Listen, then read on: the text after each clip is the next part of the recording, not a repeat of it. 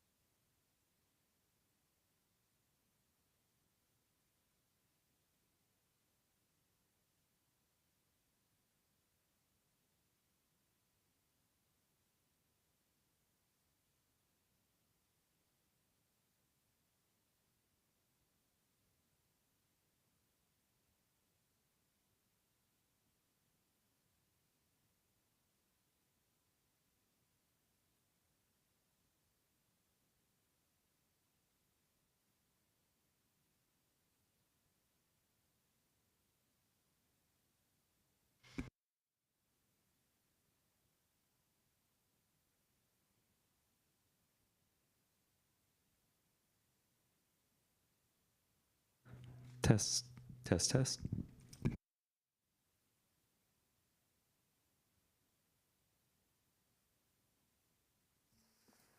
Check, check. Test.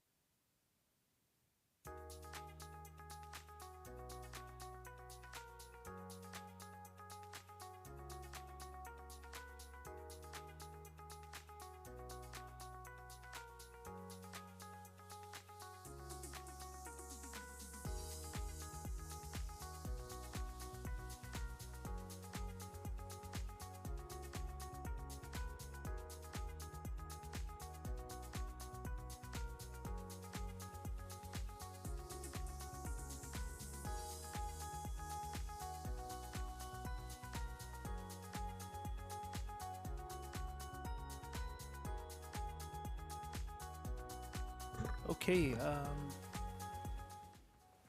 let me find out. We're ready.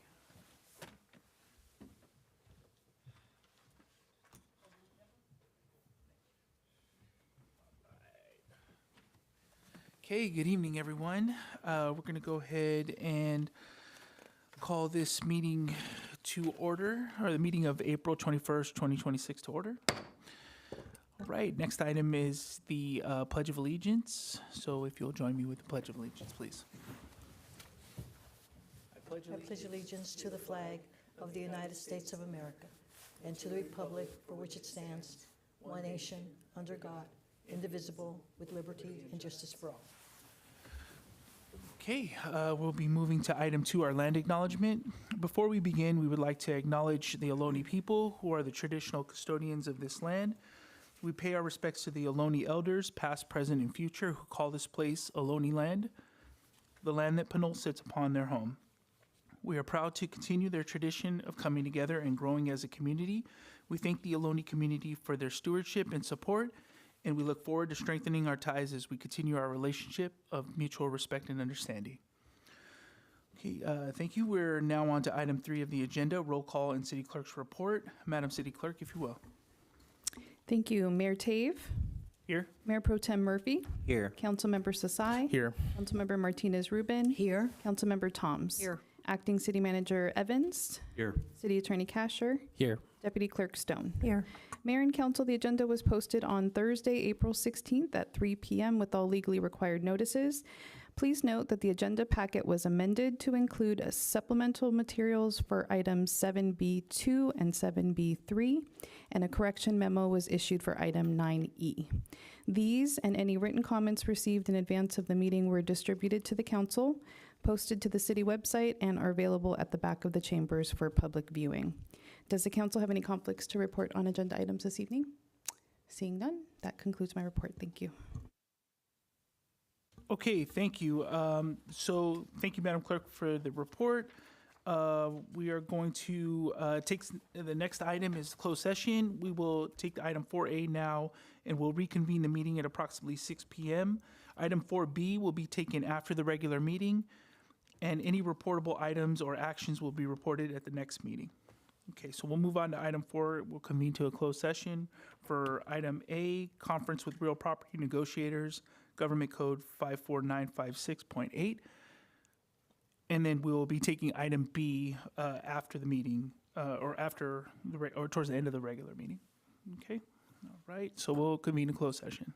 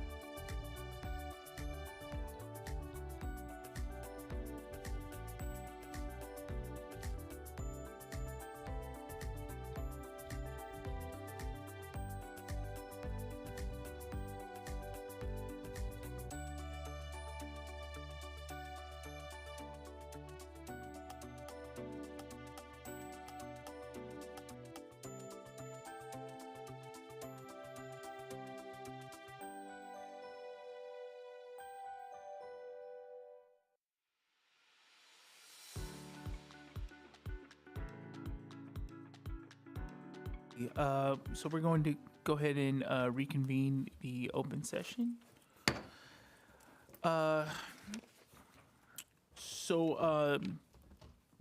Item A, from item 4A, where there was no reportable action. And as we said, item B, 4B, will be taken at the end of the meeting. At the end of the meeting. Okay, so we're on to item 6, citizens to be heard. This is our first citizens to be heard. So we'll move to Madam Clerk. Thank you. Yes, we have several. Peter Murray, Rafael Menez, followed by Debbie Long.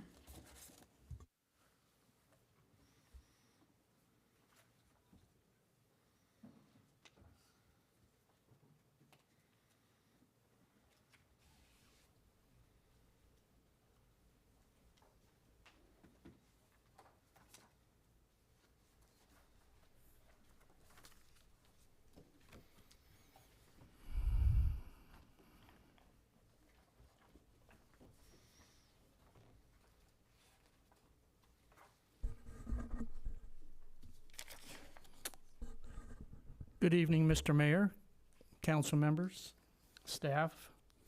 My name is Peter Murray, and I have some comments to make on this elected Mayor Malarkey. Obviously, as you see from my sign, that I do not support it. And what I have to say to you, I'll start at this moment.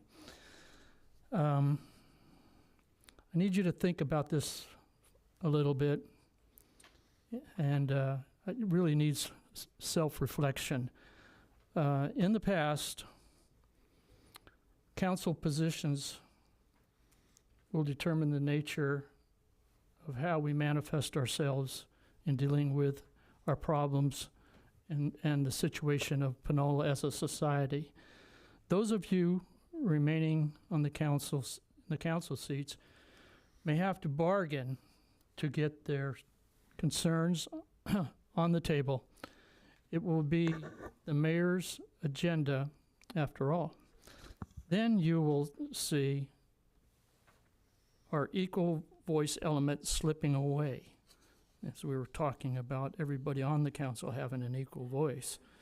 And there is a good chance that you will not be working as a group, and collaborating anymore. Not that you are doing that entirely now. And this is what any one of you really, I guess the question is this what you really want? Who are you appeasing with this? Obviously, there is one person that pushes this and is pushing it hard. And why put yourself and your seat in a position where it doesn't mean anything? And think about it, because you really don't want this to come back to bite you down the road. And I'm telling you now, trust me, that I'm sure that it will. I've been here where individuals ascend to the mayoral seat, a ceremonial seat after all, and suddenly they transform into a all-in-charge, dictating mayor, completely full of themselves, going after staff while limiting the council information to their own agenda and more. Rather than dealing with this, I want to be king baloney. You have more problems coming up. You have a tsunami hanging over your heads and our citizens. You have shown that you're not adequate fiscal managers, and by your own admission, have serious deficit spending problems. And you need to solve them. And by your own spending activities. Thank you, Speaker. Told me that I have, 15 seconds? I'm sorry? That's 3 minutes. Yep. That was 3 minutes? Yes, sir. Thank you, Speaker. Thank you. Next speaker, please.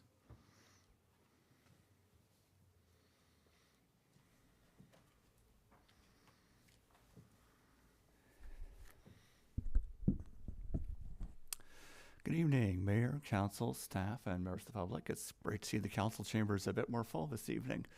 My name is Rafael Mes. I'm president of Pinole, and I have 3 topics I'd like to talk about under citizens to be heard tonight.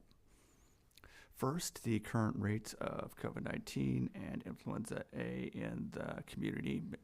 Overall data for California on the CDC's website shows wastewater viral activity levels for COVID-19 and influenza A as being low at the present time, though for COVID, it looks like there are a few wastewater sites, not in Contra Costa County, but nearby, one in Marin, a couple in Alameda, that are starting to show more elevated levels. So still keeping an eye on that, but for right now, it's relatively lower risk. I would still encourage people to take such precautions as they feel are necessary, and certainly to get vaccinated if they haven't been, and to get boosted on the appropriate schedule. Secondly, I'd like to let people know there's going to be a protest at the usual time this Saturday between 11 a.m. and noon at the intersection of Tennant and San Pablo Avenue. Bring your signs if you feel like protesting, everything that's going on right now. This would be a good time and place to do so. I would also note that not this Friday, but next Friday, May 1st, there's going to be a general strike. So people are encouraged not to go to work, to school, to purchase anything, and to general say we're not going to interact with the economy for one day, both in honor of, International Workers' Day, and also because, frankly, the situation we're dealing with right now is continuing to deteriorate to the point where more drastic protests are necessary. Finally, I'd like to note that I received a comment from a member of the public stating that there was a coyote acting in a threatening manner towards them repeatedly over several days, and that they were also worried about some illumination levels near the Sprouts bus stop area and in that area. Does anyone on the council know who I should reach out to assist that person with protective measures or improving lighting in that area, or just resolving that problem? I'm pretty sure there's probably at least some agency that wants to know about a coyote that doesn't have an appropriate fear of humans. I've also received some comments requesting improved public lighting at the Bayfront / Rucus Park over by the sewage plant. That's all for today. Thank you. Thank you, Speaker. Next speaker, please.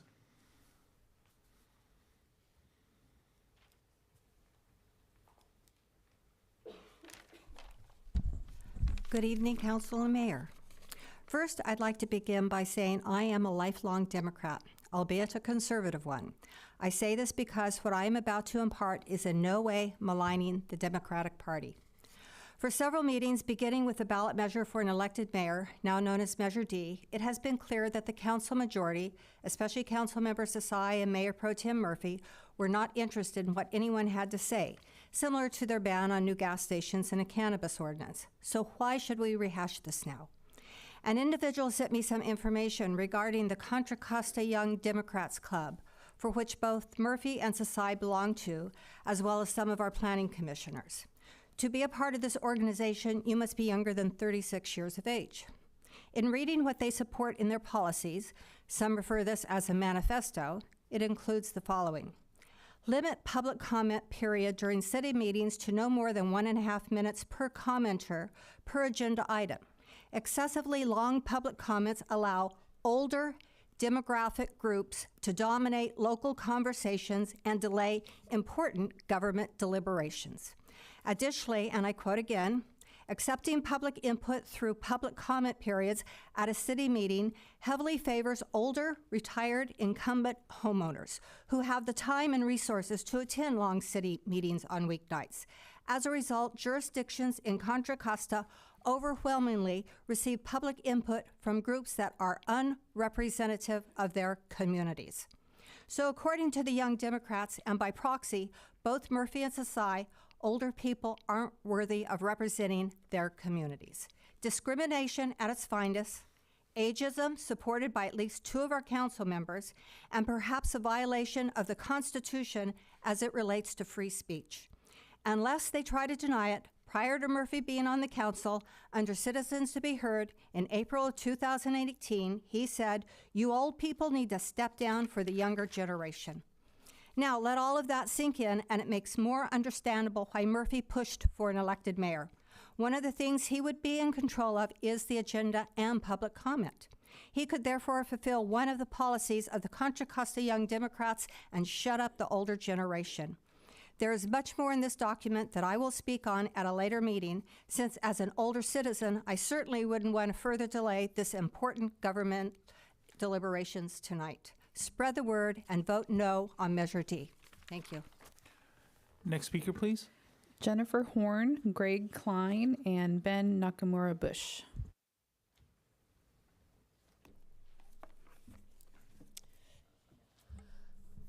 Good evening, Mayor Pro Tem, council members, city attorney, and staff. I am here as an older person to speak against Measure D, which will be on the ballot in the June 2nd election. Measure D calls for a change in the governing structure of Pinole from a 5-member council with a rotating mayor to a 4-member council and elected mayor. Last time I spoke on this, I urged Pinole voters to vote no because there was no apparent good reason for the change. To my mind, if you're going to change something that has been in place for over 100 years, that is not an apparent concern of Pinole voters, and that continues to work well to serve the Pinole community, you better be able to articulate a reason for the change, and a pretty good reason at that. The proponents of Measure D have not done this. You won't find any reason in the voter education materials, and you won't find one on the ballot either. Odd that 3 members of this council voted to spend $57,000 to put this measure on the ballot, but articulated no good reason, or no reason at all, why this expenditure and the measure were necessary. But that's not the only reason I'm urging a no vote on Measure D. The other reason, and it's a big one, is that we don't know what the impact of this measure will be on the city's finances. The city has already spent $57,000 to put this measure on the ballot. They'll be spending a lot more if it passes, because the elected mayor will now be paid an elected mayor's salary, as well as health and welfare benefits. How much will that salary be?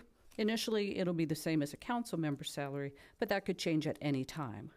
What are the guidelines for determining when to make that change? None are currently in place. Are there any limits on the amount that the salary will be? None in place. All we know is that the city council has the authority to set the mayor's salary, and that there is nothing to limit the council in their exercise of that authority. You know that 3 members of this council recently voted to triple the amount of their travel budget, right? And you know that these same 3 members recently voted to spend $57,000 for a ballot measure whose reason for being they could not articulate. Imagine what will happen if Measure D passes and they now have the unlimited authority to set the elected mayor's salary. I fear for the city. And that is why I'm voting no on Measure D. I want the council to refocus on and spend their limited resources on the true concerns of Pinole voters: roads, parks, and public safety. To quote the Earth team in the PowerPoint they'll be presenting later this meeting, if it still works, keep it. It still works. So keep the current governance structure as it is. Thank you, Speaker. Thank you, Speaker. Next speaker, please.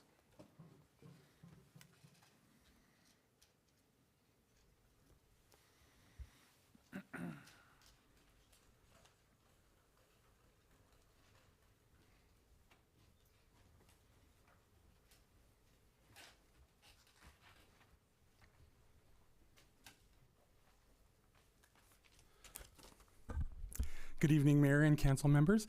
My name is Greg Klein. I'm here representing Pinole Community Players. I'm here to find out how we can potentially get the community playhouse added to the municipal signs that are located all over downtown Pinole. I'd be happy to leave this information with you. But bottom line is, our building has been there for 30 years, and we've been in existence for 40 years, providing community services and community theater education in the Pinole community. Our PYA program has actually been in place for 58 years this year, and that's our Young Actors program. We've seen approximately 20,000 kids in that 58-year time that have come through the program.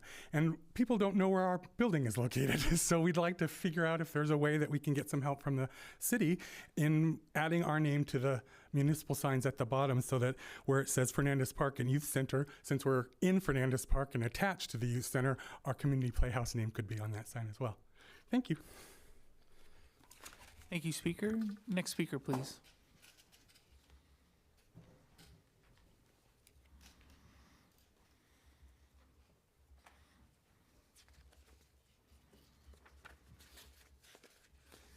Good evening, Mr. Mayor, City Council, and everyone assembled. My name is Ben Bush, and I'm a board member also for the Pinole Community Players down on 10th Avenue. We recently partook in the local community event, the Easter egg hunt at Fernandez Park, with our cast, You're a Good Man, Charlie Brown, and we were handing out Easter eggs, and we were astounded by the amount of people who didn't know that our theater existed. And we met as a board and discussed this issue. And we came to the conclusion that we think it would be wonderfully effective if we were able to place drama masks out front of our building as a way of communicating that we're a theater without written language. The Town Hall Theater of Lafayette has similar images out the front to establish the image of the place that helps make it an iconic location. The other issue I wanted to mention, please, is we understand that there's an opportunity coming along with the City of Pinole to advertise on city banners. This would be such a positive thing for our theater when we're getting out the word about different shows. Different spaces along Pinole Valley Road, along San Pablo Road would be wonderfully appropriate, like where we have the farmers market sign displayed. We have a real challenge getting the word out about our productions, but we want to be able to sustain the theater so that people can continue to enjoy it, and these things would really help. And we would love assistance in being able to make these things happen. Thank you so very much. Thank you, speaker. Next speaker, please. Yes, thank you. William Horton, followed by Sheila Grist.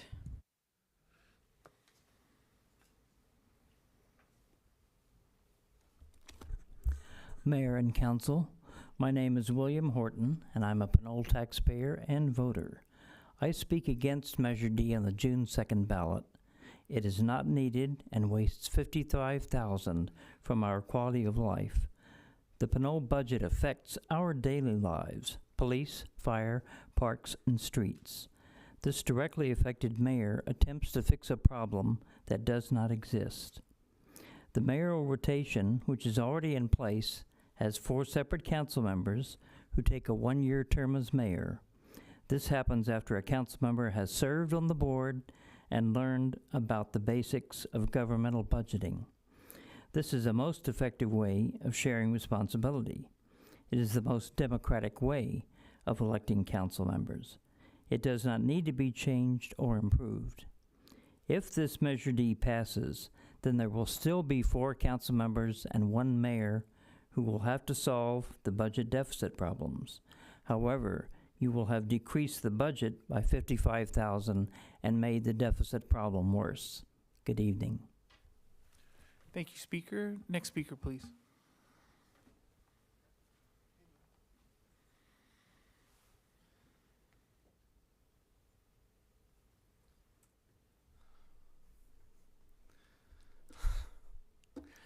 Hello, council, mayor, staff, and public. I am opposing D. I am opposing B as well, which is the county tax. I know that you guys are trying to figure out how to get that on the ballot for just a Pinole tax, sales tax. So that's double layer there if it all goes through. And that's all I got to say tonight about that. Take care. Thank you, speaker. Next speaker, please. That concludes public comment. Okay. All right. So, seeing as we had the proclamations, I'm wondering if it wouldn't be out of order, which it looks like we have some students in the crowd, to take the item, take things out of order. So we had 7 for our reports and communications, but I'd like to open item 8, recognitions, presentations, and community events, and particularly item 8A, so that we can get through some of the proclamations for some of the people receiving them today. So if you would, council, I'd like to jump to 8A, starting with Earth Day. Earth Day, April 22nd, 2026. Whereas April 22nd is celebrated globally as Earth Day, a day dedicated to reflecting upon our responsibility to protect and sustain the natural world for future generations. And whereas this giving planet is abundant with shared resources for all people and life, when respectfully harnessed and nurtured, and should not be exploited and depleted, but rather sustained, protected, and conserved for present and future generations by working with nature and not against it. And whereas we recognize that our actions today significantly impact on the health of our planet, its ecosystems, and all forms of life that depend on a healthy environment. And whereas the natural circular systems of Earth can offer lessons and solutions to rethink and reevaluate our current unsustainable systems and transition to ones that reserve and mirror natural systems while creating an economy and job market that is cleaner and greener. And whereas engaging in local and global efforts to combat climate change, conserve biodiversity, and reduce pollution is essential to creating a more sustainable future. And whereas the Earth Team was founded on Earth Day in 1994 and established at Pinole Valley High School in 2013. Pinole Valley High School Earth Team interns continue the mission to empower urban youth to become lifelong environmental stewards through experiential education, skills development, and the building of community connections. And whereas the impacts of climate change and increasing extreme weather events are a direct result of environmental exploitation by human beings, yet human beings also possess the knowledge, power, and resources to reverse damage and heal the planet and protect its existence for generations to come. And whereas the 2026 theme for Earth Day is Our Power, Our Planet, underscoring there is power in the collective of individuals and communities to drive environmental progress. now, therefore, I, Anthony Tave, Mayor of the City of Pinole, County of Contra Costa, State of California, on behalf of the City Council and the entire City of Pinole, hereby proclaim April 22nd, 2026 as Earth Day in the City of Pinole, and urge all citizens to recognize their power as stewards of the earth, participate in events that promote environmental health, and join together in the quest to build a sustainable world for generations to come.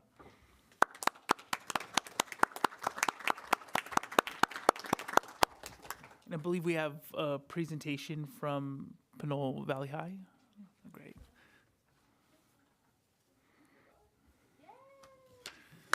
Here we go.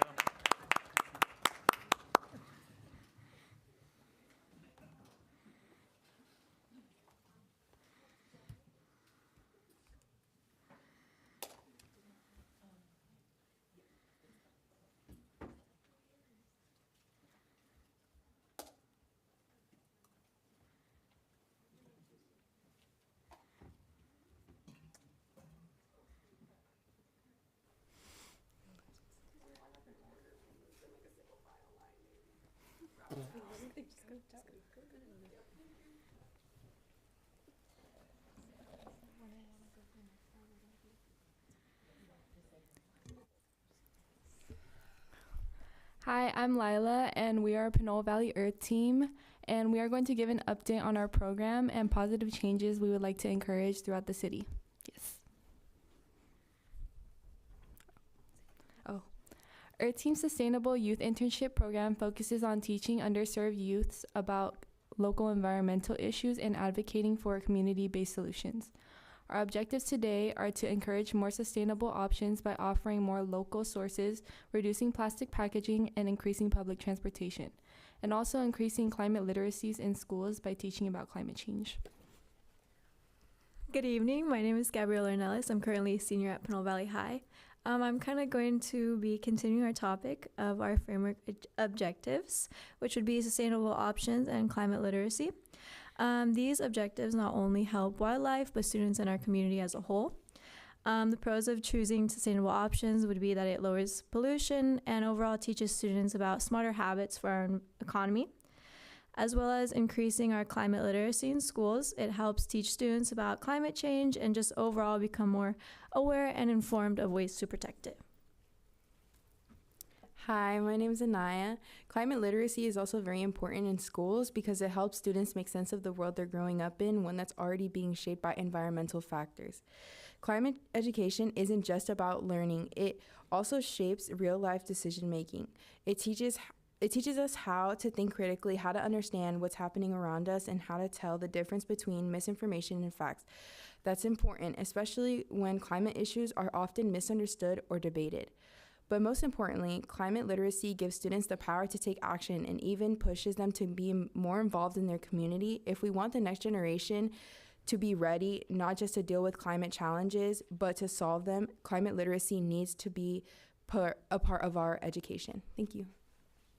Hi, my name is Sanai, and climate change is a very urgent issue that needs to be addressed.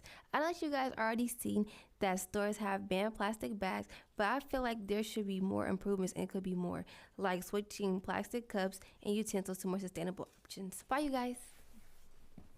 Let's hit the next slide. Hi, my name is Leo, and I'm going to talk about some local issues. One issue are single-use plastics. They can ruin the city's appeal, like sanitary appeal, and also it can have negative health impacts on the population. Another big thing is the overall lack of climate literacy among the population. And it is really important to address these issues because our city sits near a lot of creeks and coastlines, which can help to spread pollution and are very vulnerable to a lot of this pollutants. Some local neighborhoods can also be more vulnerable depending on where they are located and who makes up the neighborhoods, like depending on the, for example, like socioeconomic status. And using data and planning early can help protect us from further harm and help to prevent more harm down the road. And while the city of Pinole does already have a climate plan, it is important that these are some issues that we may be able to consider and take into account for the future. Thank you. Next slide, please. Hi, my name is Dominique. I'm a junior at Pinole Valley High School. And now that my peers have kind of outlined the importance of having a climate literacy framework, I want to talk about actual steps we can take to implement that. One section of that is emphasizing affordable, sustainable options, such as emphasizing a transition to electrical alternatives. I know that this isn't just a problem in Pinole, but everywhere there is a lot of car dependence. And I feel like Pinole, especially this area right here, is a very walkable area, and we should emphasize that we can be walking to place. We don't have to be taking our car and using a lot of gas to drive everywhere. And also emphasizing a lot of personal usage. We can use less water and gas when we're driving, when we're showering. It's kind of being mindful in small ways like this that we can really help the environment. Even if it seems little, you're still making big impacts. And I also want to say that we should be reducing plastic packaging. In our OVTA studies, our trash audits, we found that most trash comes from food packaging in businesses in Pinole. So we kind of want to emphasize we should be using more sustainable packaging, keep using that. And also, I know that society is kind of like a consumerist place right now, but I want to emphasize that if you have something that still works, don't go out and replace it. Thank you. Next slide, please. Good evening. My name is David Ramos. And in terms of action steps, we believe that talking about climate literacy education would be important. We can teach the youth about different sources of renewable energy, such as wind, solar, and water, and emphasize clean power alternatives, such as wind, water over fossil fuels, and that we can educate students on the causes of climate change so that they can learn like the root of the problem, and that we can hold seminars in public spaces such as libraries to educate the public on climate change. Next slide, please. My name's Ileana, and I'm going to be talking about some ways we can implement this through our students. So we could host assemblies with climate experts to educate students more about how climate change works and things that they can do to take more action. We can also have campaigns for sustainable options at school, which is, again, educating students on how they can participate. And in the community, we could also collaborate with community organizations like Friends of Pinole Creek and the Watershed Project. Hello, my name is Irvin, and we have decided that what is needed for these things is to emphasize climate literacy in schools, as was said before, and to also have communication between schools and experts through events like assemblies. Thank you. Next slide, please. Hello, my name is Mia Ryan, and following the need for student implementation action steps for local education systems doesn't make you think what materials or tools will be needed to take action. Climate literacy is unachievable without local environment-based curriculum for students of all grades. To make this possible, we need knowledgeable teachers well-rehearsed on the subject and accessible websites, awareness events, and professionally criticized social media pages. Thank you. Hello, my name is Avery, and I will be offering some sustainable and affordable ways that we can go about this. Some cheaper options, obviously, replace consumer items without plastic packaging and replacing them with paper, glass, and aluminum from locally sourced outlets. A few examples of these on the screen here are the Friends of Pinole Creek Watershed, supporting local district earth teams such as in Pinole and Berkeley and Richmond, and also networking with the EBMUD and Pinole Farmers Market. Thank you. Next slide. So my name is Camila Castillo Perdomo, and this is our evaluation and feedback. So how we're going to gather feedback from the public is leaving QR codes and local businesses like the plaza near the school, and also sending out questionnaires and opening the floor like you did today with local council members so they can let us know how we can improve and what needs to change. And how we're going to enforce this is just keeping it relevant with the QR codes and questionnaires so that they know that it's still something that's happening. And to ensure that these changes are long-lasting, we want future Pinole Earth Team students to sort of take in what the public is saying to see how we can improve for future students. Thank you. Okay. That was a great presentation, and thank you for all the work. I guess if there, I don't know, I kind of want to open it to questions from council or any comments that you might have for the team.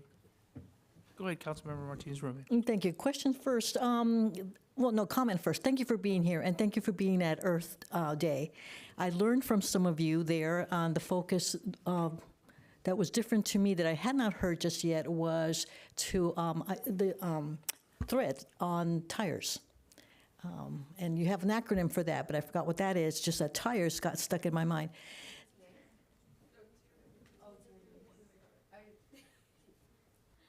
So what you're talking about are TRWPs, which are tired road wear particles. Can you speak into the mic so everyone can hear you?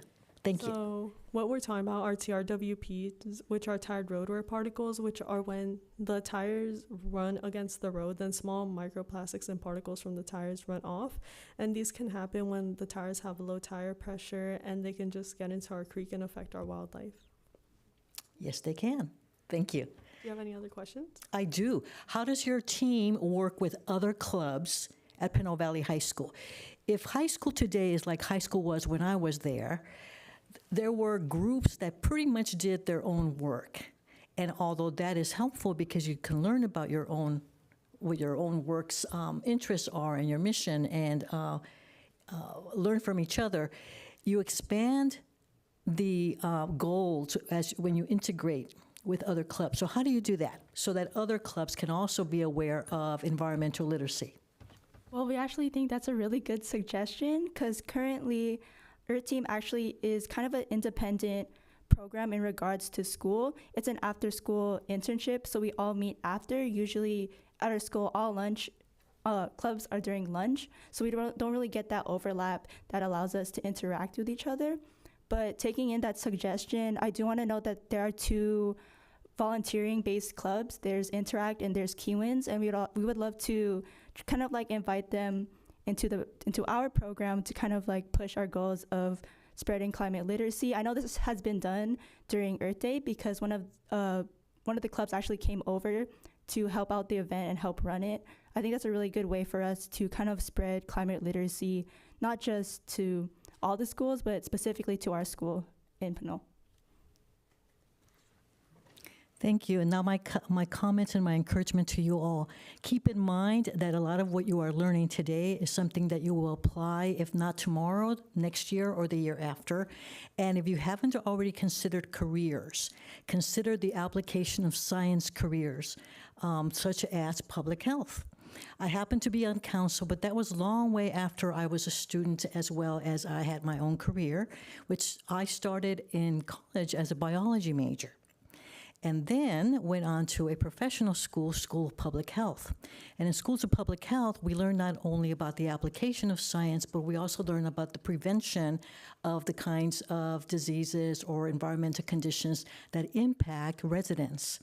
And so that learning and that continued application of how that, the existence of conditions in the world or in our local environment and how we might change it is an overlap with what policy development does. And so here we are on council attempting to create bridges between the different aspects of life and how we know it today and the kinds of changes that we see might be necessary because of the condition of our world. So I applaud you for your interest today, and I hope to see your names in many, many publications yet to exist so that we can all continue learning about the good that you do. Congratulations. Yep. Thank you, Councilmember Martinez-Rubin. Councilmember Sasai. Thank you. And first off, I wore green for y'all today, but didn't get the memo. What I'm really saying is I want a shirt. But my question is, from what you know of your classmates at Pinole Valley High School, how many, would you say majority are climate literate? Or would you say it's 50-50, majority not? Would love to hear.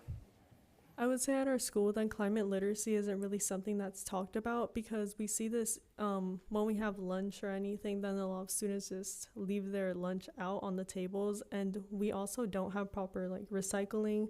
There are often rooms with just 2 trash cans or 2 recycling bins, and it's just hard to like differentiate like where to throw away our trash. And I believe that students at our school also don't know how to properly recycle.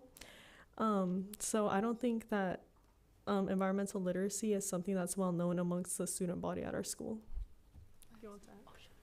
I also want to add that a specific story that I have is that whenever we have lunch, everyone eats outside, and it's really such a big issue because I think we really have only a few janitors at our school to actually clean up. And mind you, there's upwards of like 400 students at our school, and 30 minutes of lunch of everyone packed into one area, a lot of trash actually accumulates. And I feel like students don't really understand how much effort you have to put into cleaning that up when they could just, just trash it themselves. And one more thing that I would like to add about climate literacy, one of the main sources we do have at school is a class called Environmental Systems and Societies, but that is an IB class, which you have to want to sign up for. And I'm in that class and there's not that many people, so I feel like people lack the interest in it, but we have to find a way to help them realize that it's a part of it. It affects everyone, whether they want to acknowledge it or not, and encourage them to join classes like Environmental Systems and Societies, which teaches you more about climate literacy and all the different aspects of it. Thank you. And outside of the IB class you mentioned, is climate literacy part of any other classes or just teaching about environment and pollution? I'm a senior at Pinole Valley High School, and the 4 years that I've been there, then there really haven't been any classes that advertise supporting environmental literacy. The only reason I know about environmental literacy is by joining Earth Team. Thank you. Also adding on to that, a personal story of mine is I only heard from Earth Team was from an email that was sent out by the Vice Principal, Ms. Fuko, who's no longer with us. But I only have heard about Earth Team through that one email, and if my mom hadn't seen it, I would have never known about this program, intentionally. Thank you. Well, I'm ashamed to admit that I was not climate literate until I didn't learn about it in high school, didn't learn about it in community college, but UC Davis is really great on environmental policy. So it wasn't really until college that I learned about that. So just want to give props to you all. You're ahead of the game. and being civically engaged. So I want to appreciate you all. And as you know, our city is, and our city council is really pro-environment, really progressive in the issue. We have the first new gas station prohibition in all the Bay Area.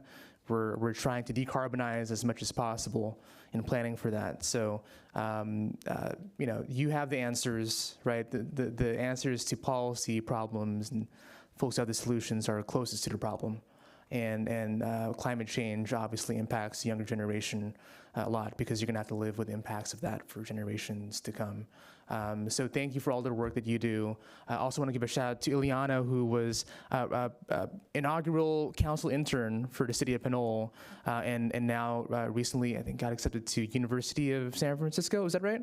Congratulations. Looking forward to all you do. Thanks, Mayor. All right, seeing no other comments, we do have a proclamation to give to you guys. So if you could join us for a picture with the prop.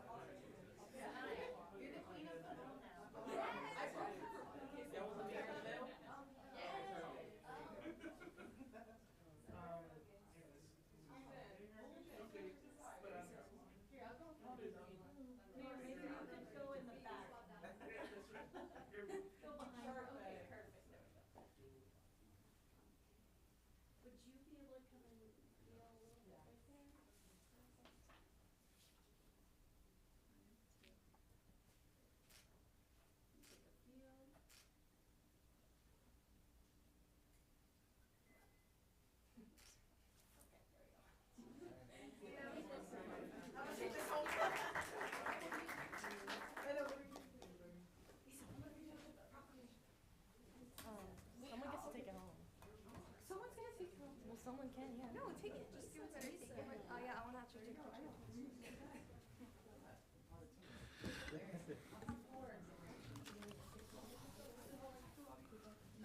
Right.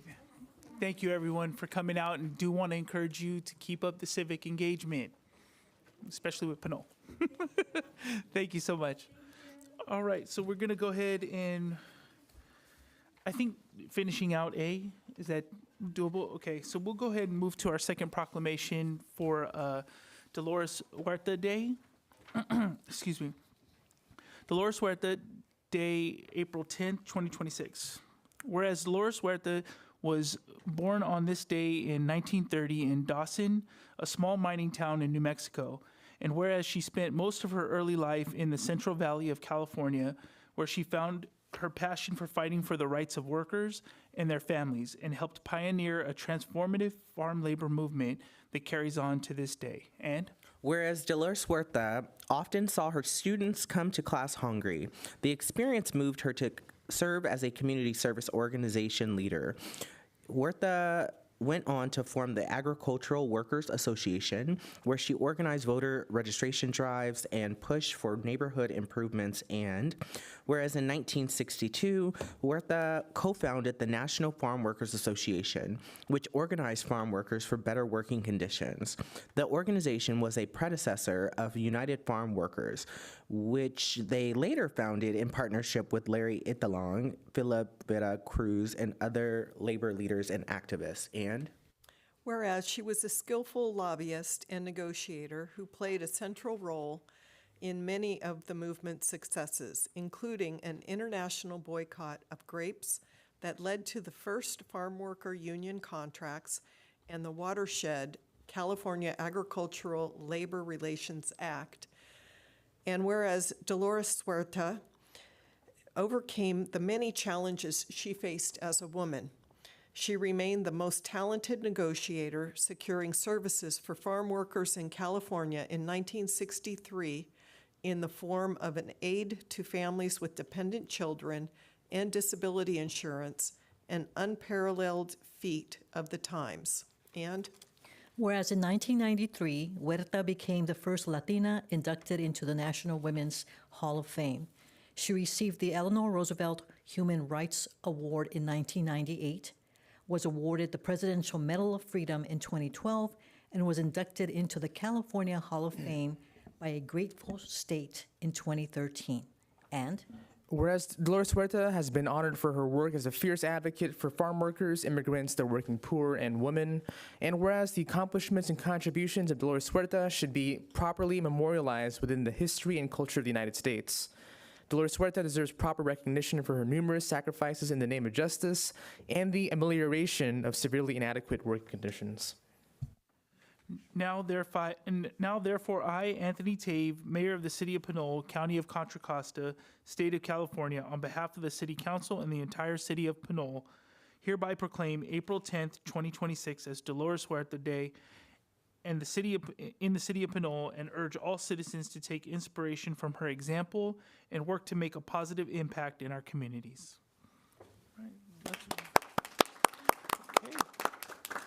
All right, thank you, everyone. Council, want to say a few words? No? Okay, Councilmember Sasai. Just want to thank the council for acknowledging Dolores Huerta Day for the first time in the city of Pinole. I think it's important to also, first off, thank you, City Clerk, for the inclusion of the Filipino farm workers in the resolution, in the proclamation language. A lot of people miss that, but it's really important. And I've had the honor of meeting Dolores Huerta a few times, and it's like time stops when you talk to her. And just a special moment to talk to her about my family and their history being farm workers in Sacramento.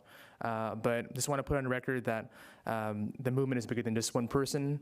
And so just want to appreciate all farm workers for all they do for all of us. Thank you, Councilmember Sasai. Okay, so we'll move on to item 8B, presentations. We have the Planning Commission Chair, Chair Sandoval. Oh, I'm sorry. City Manager, please take it away. Yes, if I could.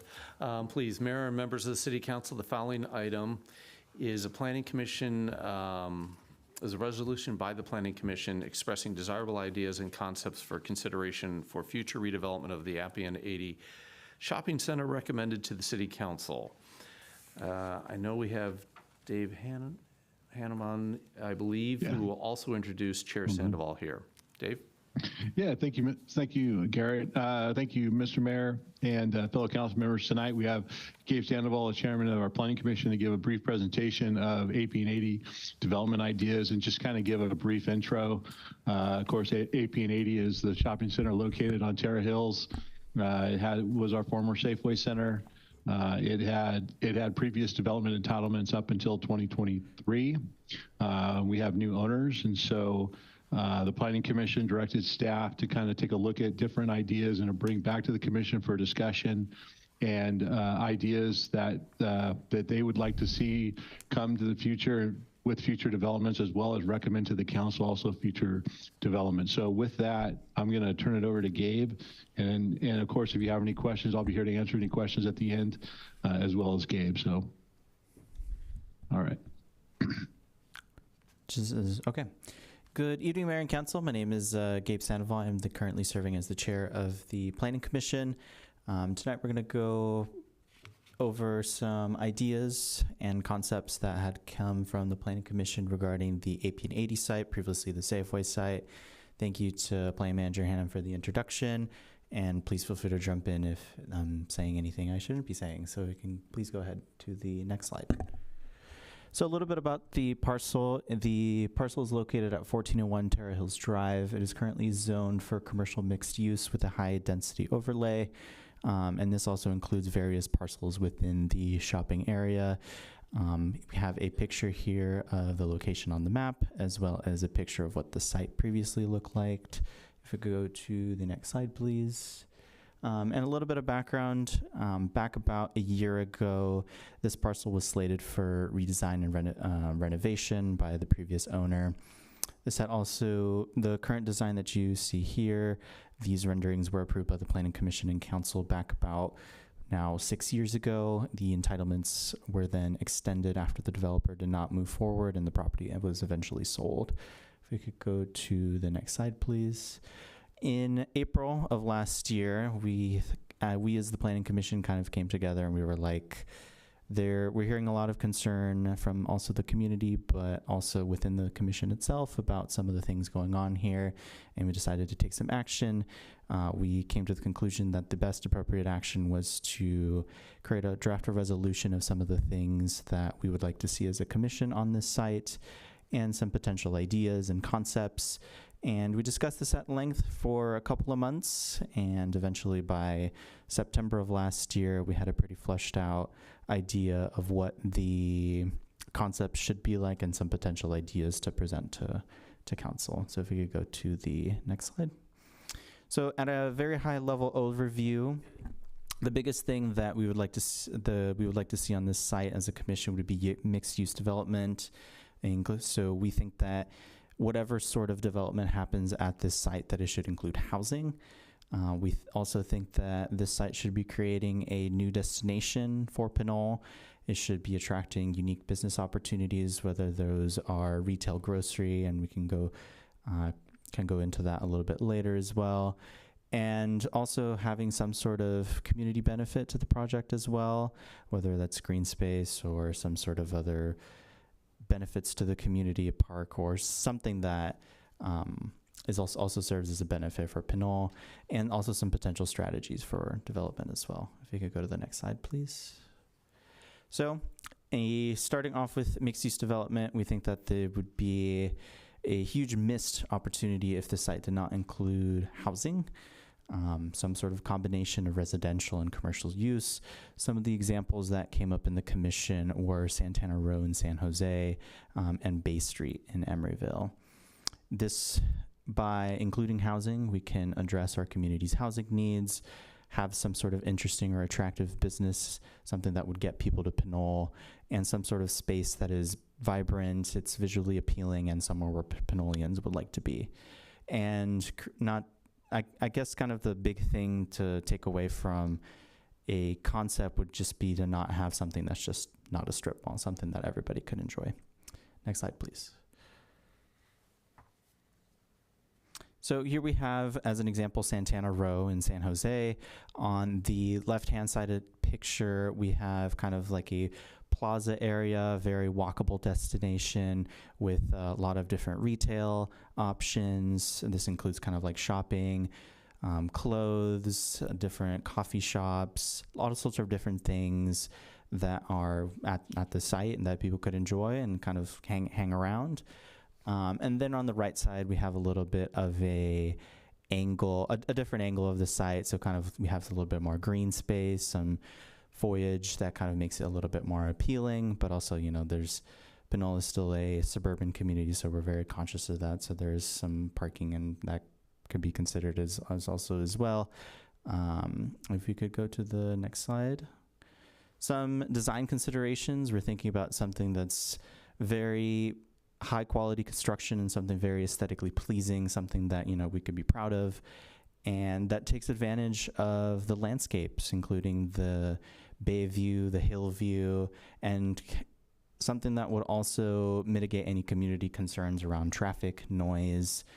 Some other concerns that came up were privacy as well,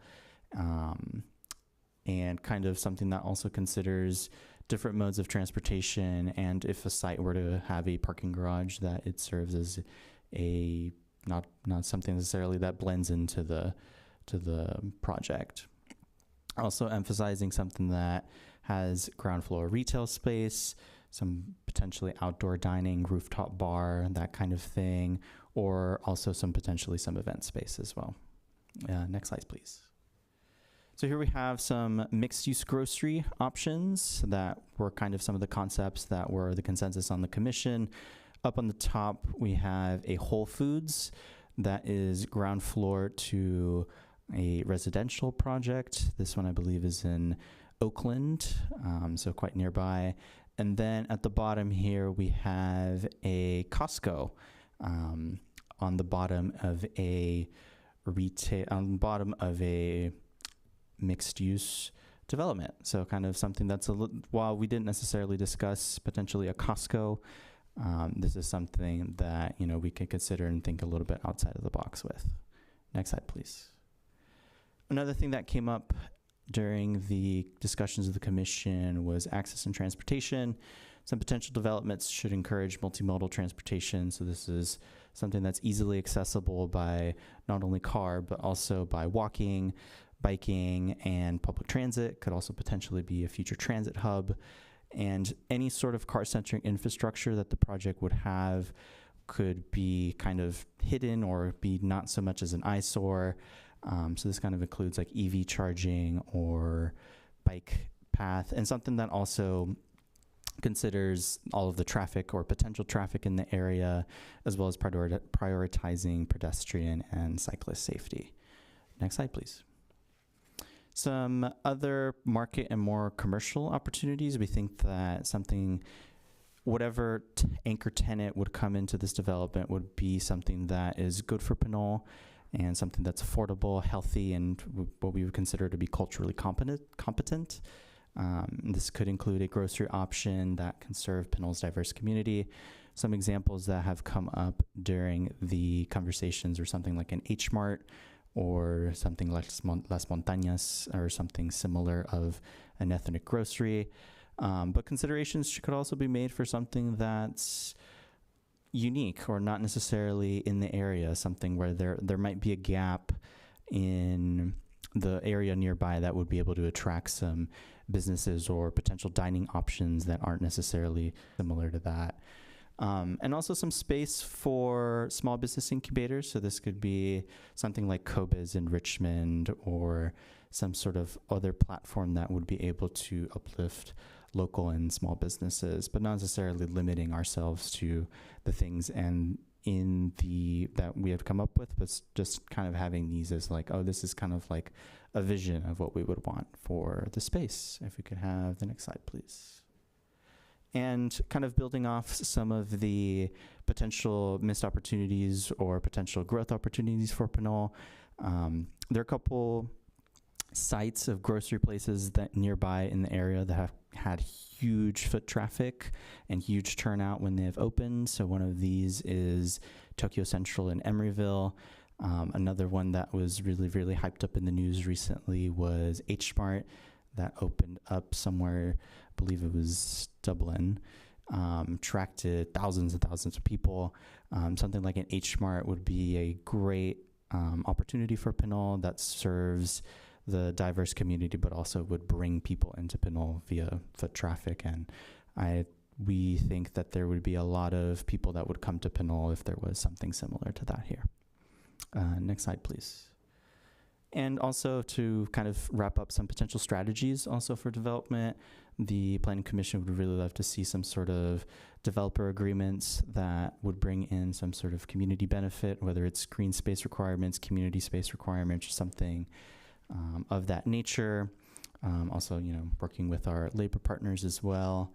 And another potential strategy for the council to consider would be a commercial land vacancy fee or something similar to that effect that would potentially kind of get things moving on the Safeway project, and it could be something very specific and targeted for that parcel, or it could be something that's vaguer or something that kind of doesn't necessarily affect like the smaller parcels, but could be something very specific to get things moving on that site.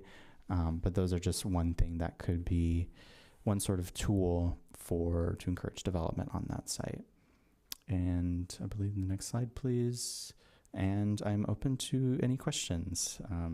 Just to be mindful, I'm here on behalf of the commission. I wouldn't be able to give my own thoughts, but anything that the commission was discussed or that we kind of came up with, I would be free to talk about and share. Great, thank you for the presentation. I think there was a lot of thought that the commission had put into this, so a lot to digest. But I want to open it to council for any questions for the presenter. Yeah, I want to. Councilmember Toms. Yeah, thank you for the presentation. I had a question regarding when the Planning Commission discussed this.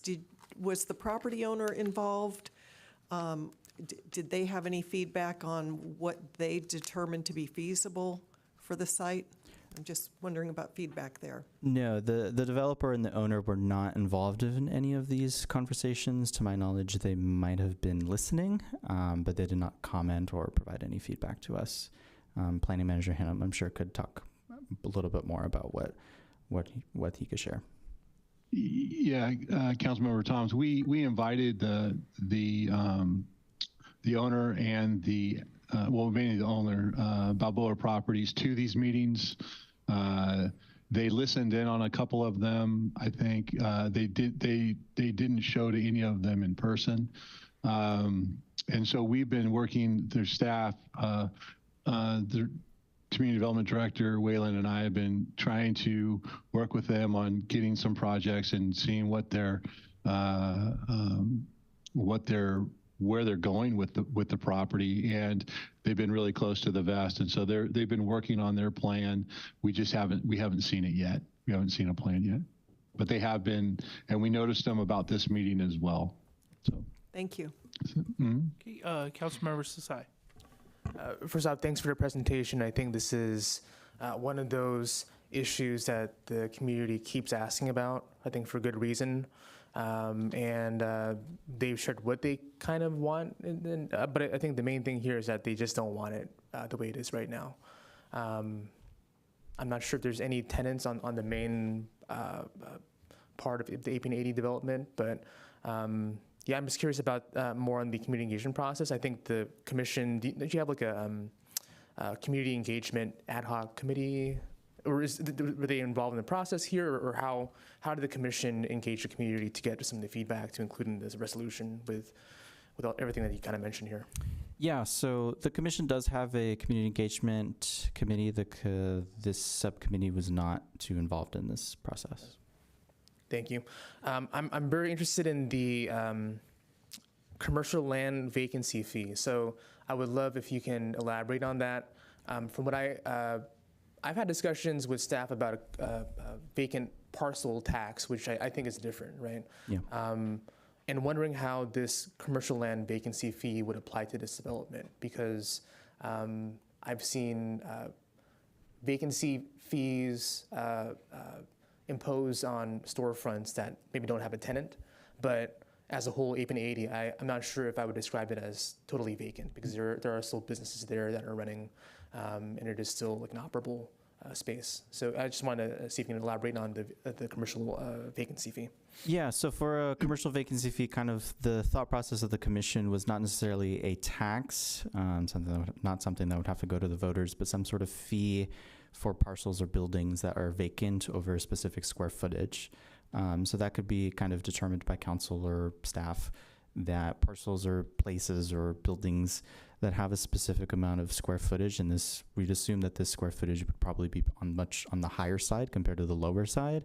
That would be much more specifically targeted for that parcels. So consider just an example is if the Safeway site has about 50,000 square feet, then it could be something. It could be there's a specific fee when there's no plans. There are currently no plan building permits or nothing. There's no any sort of action from the developer or from the owner.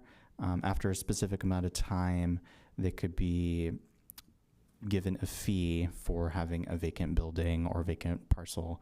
Something else that we kind of thought about would be because we had also considered, we don't really want to tax or put fees on smaller buildings or smaller businesses, but just something super specific for the bigger ones to get things moving. And when things kind of do get moving on the parcel or the building or however that future policy may be, that the process is kind of waived as the parcel, building, whatever is going through the process. So for example, if permits are pulled for something, then, no fee. But, if it's sitting for 3 years, just as an example, then it could be subject to a fee.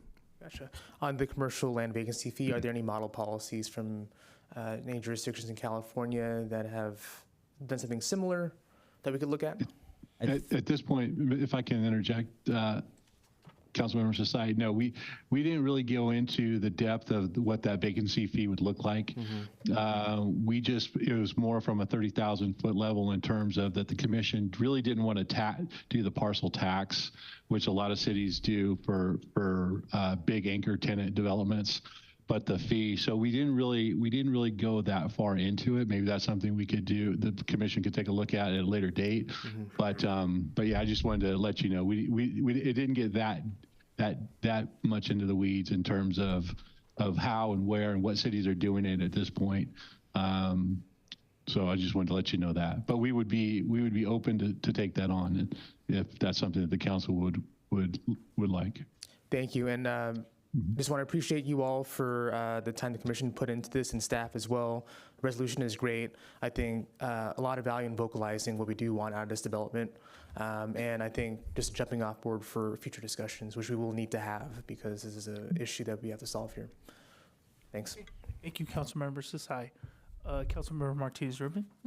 Thank you for the presentation. This is the first time that, in my recollection, that a planning commission presents and puts together a resolution. So what made you go that route? Yeah, we thought about what our options were. Obviously, the council has the final say in any sort of project, but we were kind of thinking what's something, and we kind of evaluated what options we had, and the only option the planning commission really had would be to pass a resolution and present it to council with our findings. Thank you. Well, I'm sorry, and Councilmember Rubin, if I can add, the Planning Commission has been very active on this parcel, and so we took a look at different alternatives that the commission could do, like Gabe was saying, and so we kind of, like we said, we started the earnest discussions probably about 3 or 4 months ago, but the commission has actually been talking about doing this for about almost a year. And so it was just they're wanting to put something together to let the council know that they are prepared to do what's needed for this parcel, and that they want to make sure that they get what they feel the council should take a look at as part of the future development of the site. Thank you. And full disclosure to the council and to the public, I did take a call from Ms. Allison Warner of Balboa Retail Partners, the owner of the property.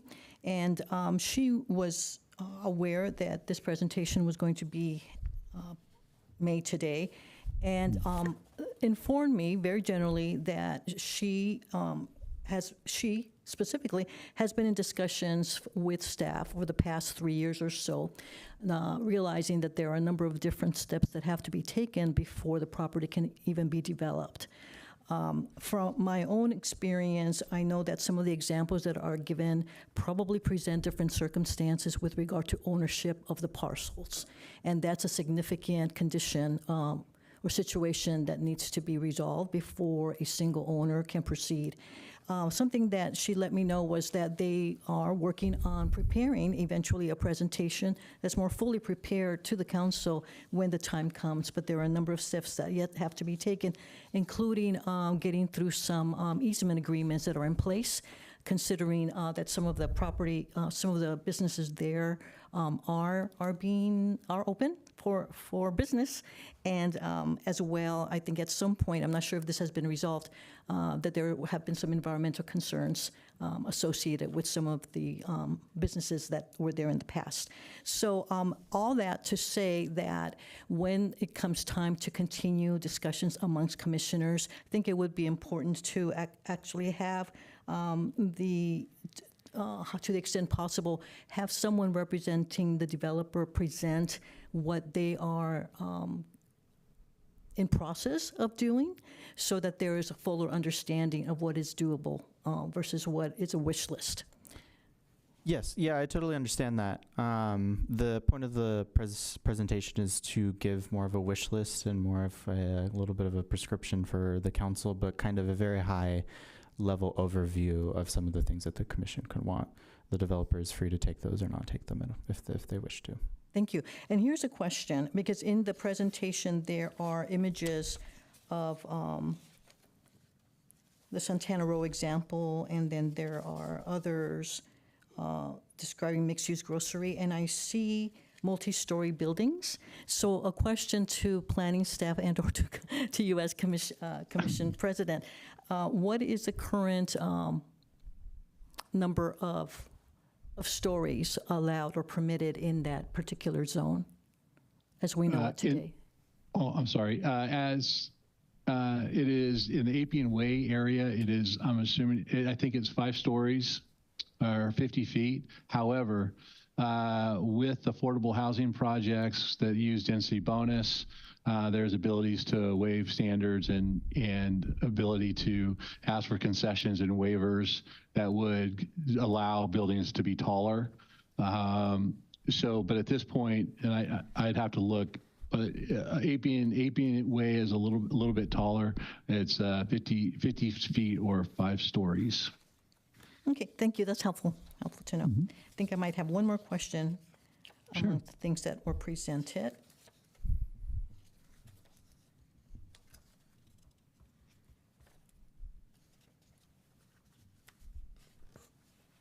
On the surface, as was described, this fee, vacancy fee seems more to me as a disincentive rather than incentive to a developer, unless the goal is to have a new developer come in. If after a certain amount of time, an existing developer does not proceed or demonstrate progress. So can someone help me understand how that having such a fee is helpful? Yeah, I can take a and I can also take a whack at that as well. It would all depend on how we set the fee up. So depending on how we scheduled the fee or how we put the limits and the time, so there'd have to be a lot of discussion on how the fee would actually take place. In some cases, what some cities will do is that if a property goes vacant, and usually it's a major tenant, like a Walmart or a Target or a building, usually it's about 65,000 square feet or bigger, usually. Which is similar to what Safeway and the CVS store are together. And they're vacant for a long period of time. And then after a certain period of time, there would be a fee charged to the property owner or to fill the site. So as long as the property stays vacant, the city would continue to charge the fee. Once they either fill the vacancy or change the ownership or followed another, or did some other thing there's another trigger that would delay the fee, then that would have to be set up in the fee process that we would put together. So that's kind of how it would work. So the incentive would be that you want to have either the buildings occupied so that the fee does not come into play, or you're in the process of selling the building, in which case sometimes tenants leave or tenants come in right after. So it would all depend on how we really set up the fee and the parameters of what we'd want it to do. But that's kind of, like I said, from a kind of like a 50,000 foot level, kind of what the fee would do. But it would mainly be for bigger buildings or bigger sites, like I said. So it'd be like the Target or Lucky's or the Safeway, or it'd be something similar to that. Those types of big stores, not so much of the little guys that are also in those shopping centers. So that would be the incentive. So the city would then be able to use that money for either redevelopment, for economic development purposes, to help find tenants for the building. So. Thank you for the explanation. I'll have to learn more about this, because part of my confusion is how, if there is a single owner of all the properties, you have large footprints there and smaller ones. So how that plays out. But I suppose to be determined or should be discussed further. And I imagine, and you can confirm this, Manager Hannah, whether the fact that there is a fee at potentially a fee involved, would that have to take into consideration the, let's say, the average amount of time that all the different steps required prior to construction or breaking ground require? And, that I imagine has to be considered, but you can confirm or not. Definitely. Yeah, okay. Yeah, definitely. Because what we're seeing here is an owner, I believe, that has had the property for about 3 years now. Mm-hmm. Yeah. Okay. Yes. And we entered that situation. We have experience in the city not only these past 2.5, 3 years, but also prior, which is what's led us to this frustration. Okay, got it. Yes? Is that? Am I kind of thinking along the lines that you all are? Yeah, kind of, yes. And I also want to say that the original, the APN 80 center is also the 13.3 acres, which includes what I'd call the outbuildings that are on the corner of APN and Terra Hills. The Pinole, I'll call it the Pinole Square, the Hillsborough property was the 12.7 acres, which was basically the majority of the property, which included all of the, like where the Bank of America building was, the Safeway, the CVS, the Chinese restaurant on the back. That's all was included as part of the 12.7 acres. That's what Hillsborough originally had. Just to kind of give the council an idea of who owned what in terms of the property. Thank you. Thank you. Yeah, and just to kind of add to that, it's not necessarily meant to be like here's a policy, pass it at the next meeting or something like that. It's something for the council to potentially explore. It's not a fully fleshed out idea coming from the commission, but just something to potentially explore. None of the details of that have really been sorted out. And if it is something that the council decides to do in the future, I'm sure there'll be future discussions on the details, the timings, the fee structure, schedules, and all sorts of things like that. Okay, thank you. Thank you, Mayor Pro Tem. Do you have any questions? Okay, I'm not sure, do we take public comment on? We can. Do we have any online public comment? On any of A or B? I don't believe we have any public comment for section A. Yeah. Any for public, 8B? Nope. Looks like we're good. Thank you. All right. Thank you, Chair Sandoval and Manager Hannah. Thank you. You're welcome. Thank you. Thank you. Okay. So since we jumped out of order, I'd like to go back to our reports, item 7, reports and communications. So Mayor's report, I have none. So we'll move to item 7B, mayoral and council appointments. We have 3, I believe, today, correct? City Manager. Thank you very much, Mr. Mayor and members of the City Council. Tonight's appointment is for a position on the Traffic and Pedestrian Safety Committee. The committee has 5 positions with 2 members currently sitting on the committee and 3 vacancies. This would allow for a quorum until the terms end or more seats are filled. I would like to thank Mr. Robinson for applying. We will now go to that. Thank you. So I do have a very brief report I can present to the council. So by way of background, the Pinole Traffic and Pedestrian Safety Committee is a 5-member panel who recommends or reviews action on traffic safety, traffic control and planning, speed limits, parking, and other traffic-related matters. The committee makes recommendations to the City Council on traffic and pedestrian changes and matters referred for study. The committee members serve 2-year terms. The Traffic and Pedestrian Safety Committee meets every second quarter on the second Wednesday at 6 p.m. And again, commissioners serve 2-year terms. On March 11th, a vacancy became available due to a resignation. An announcement was made to the public that a recruitment period was open and applications would be accepted by the Office of the City Clerk. In total, we had 2 applications. 1 other was withdrawn, and we do have the application from Mr. John Robinson. Let's see. The interview subcommittee, which consists of Mayor Tave and Councilmember Martinez Rubin, convened on April 10th, conducted an interview. with Mr. Robinson and recommended that the City Council appoint him for a term of 2 years to expire on April 21st, 2028. So the recommendation is by minute order to consider the interview subcommittee recommendation and approval of one appointment to the Traffic and Pedestrian Safety Committee. And I can also turn it over to the subcommittee for any comments that you may have, and I'm available for questions. Councilmember. I echo city clerk's comment and city manager, interim city manager's comment, thanking the interest in the position on the committee.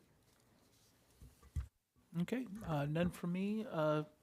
I'd like to, oh, sorry. So we had a couple questions and comments. Councilmember Sasai? Thanks, Mayor. Apologize to the city clerk, I didn't get to speak with you about this in advance.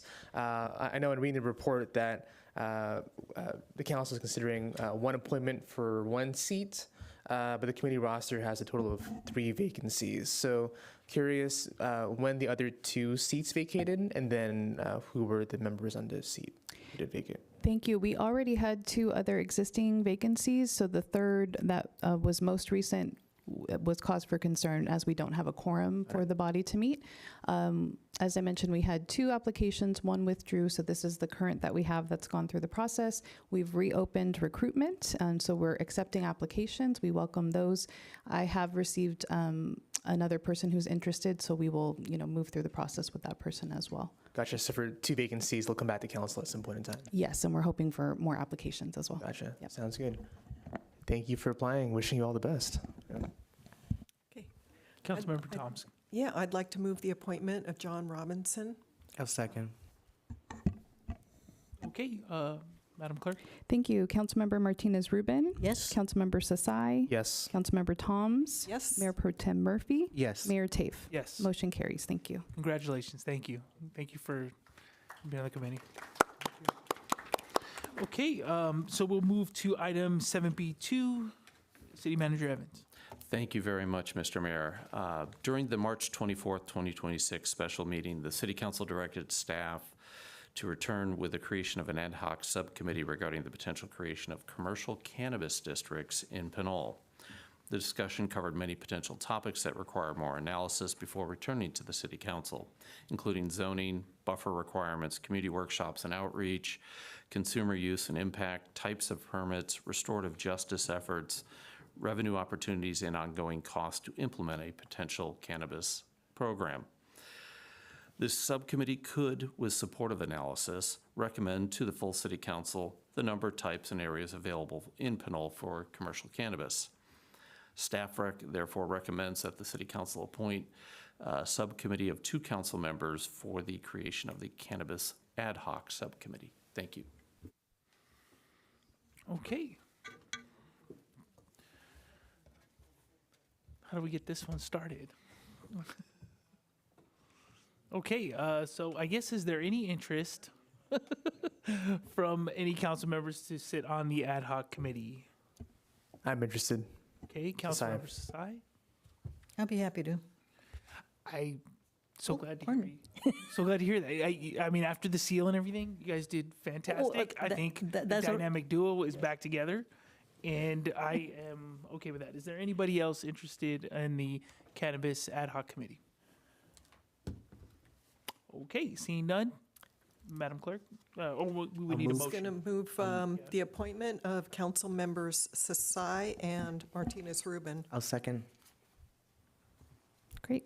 Councilmember Toms? Yes. Councilmember Martinez Rubin? Yes. Councilmember Sasai?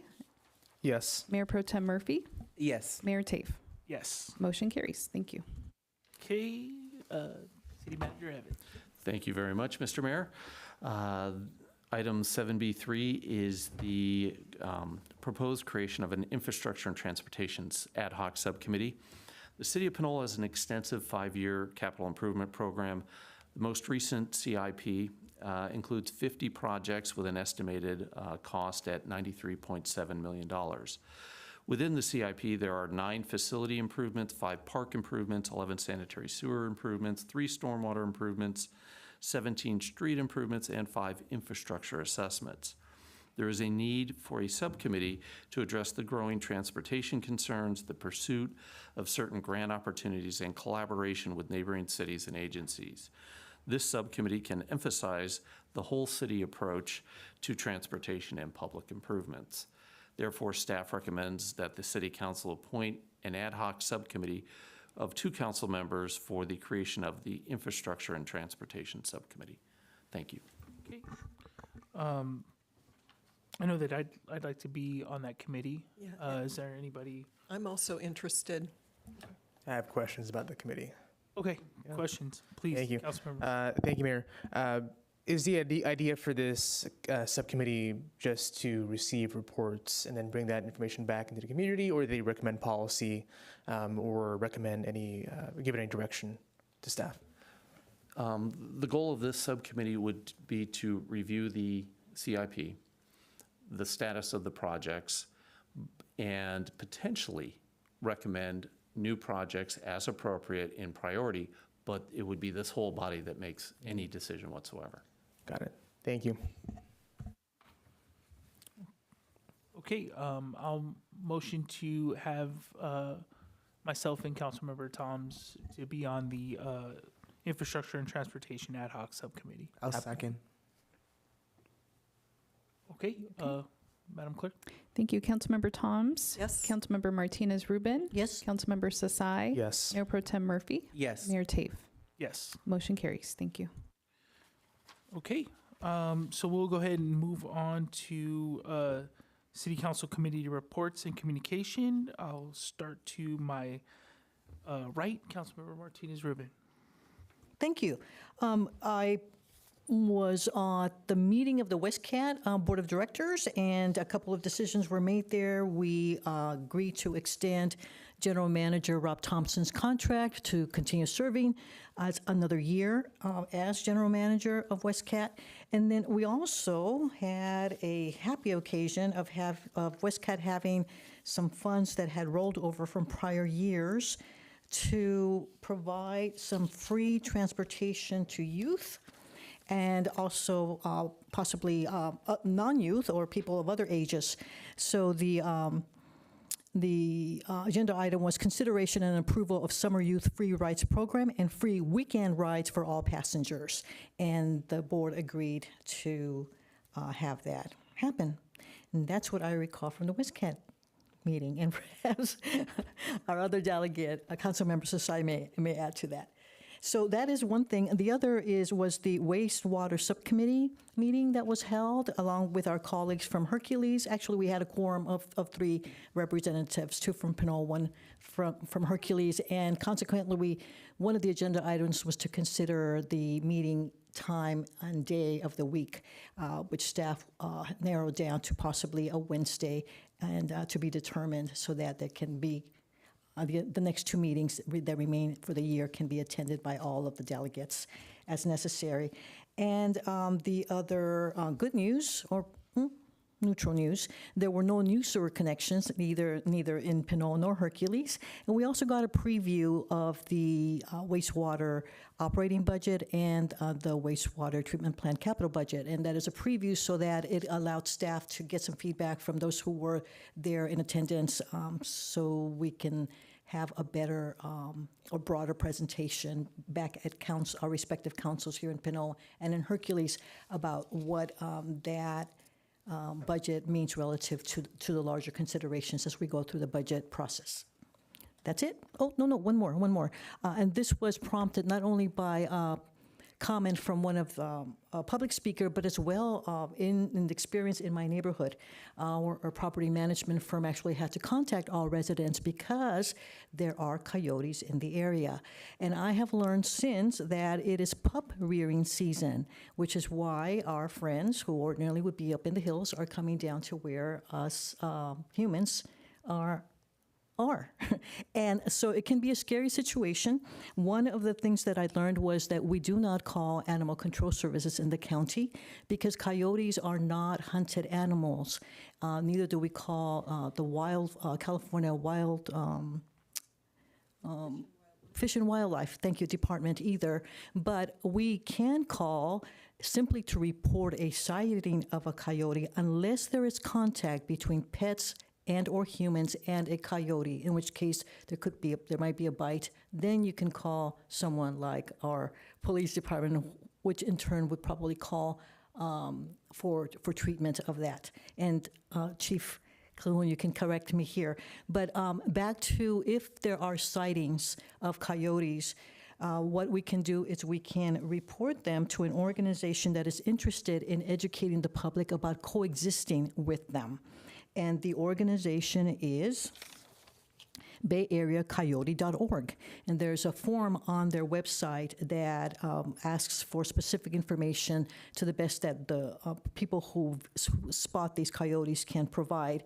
And they are an educational research type of organization that believe in the coexistence of coyotes and humans. And so you will see that some of the recommendations that they make on their website is for us to all learn to do the kinds of preventive things that would keep coyotes from getting even closer to our backyards or front yards where we might be occupying those spaces. And we do that by avoiding having food items out, caring for our pets, and watching out that our own pets are not out there unsupervised, and otherwise, if you can believe this, hazing a coyote. If you happen to see one, you can make loud noises and have them scare away. Now, over time, coyotes have become bolder and bolder, and they do approach. So just know your own limits, and best is to avoid them if you spot them and report the sighting.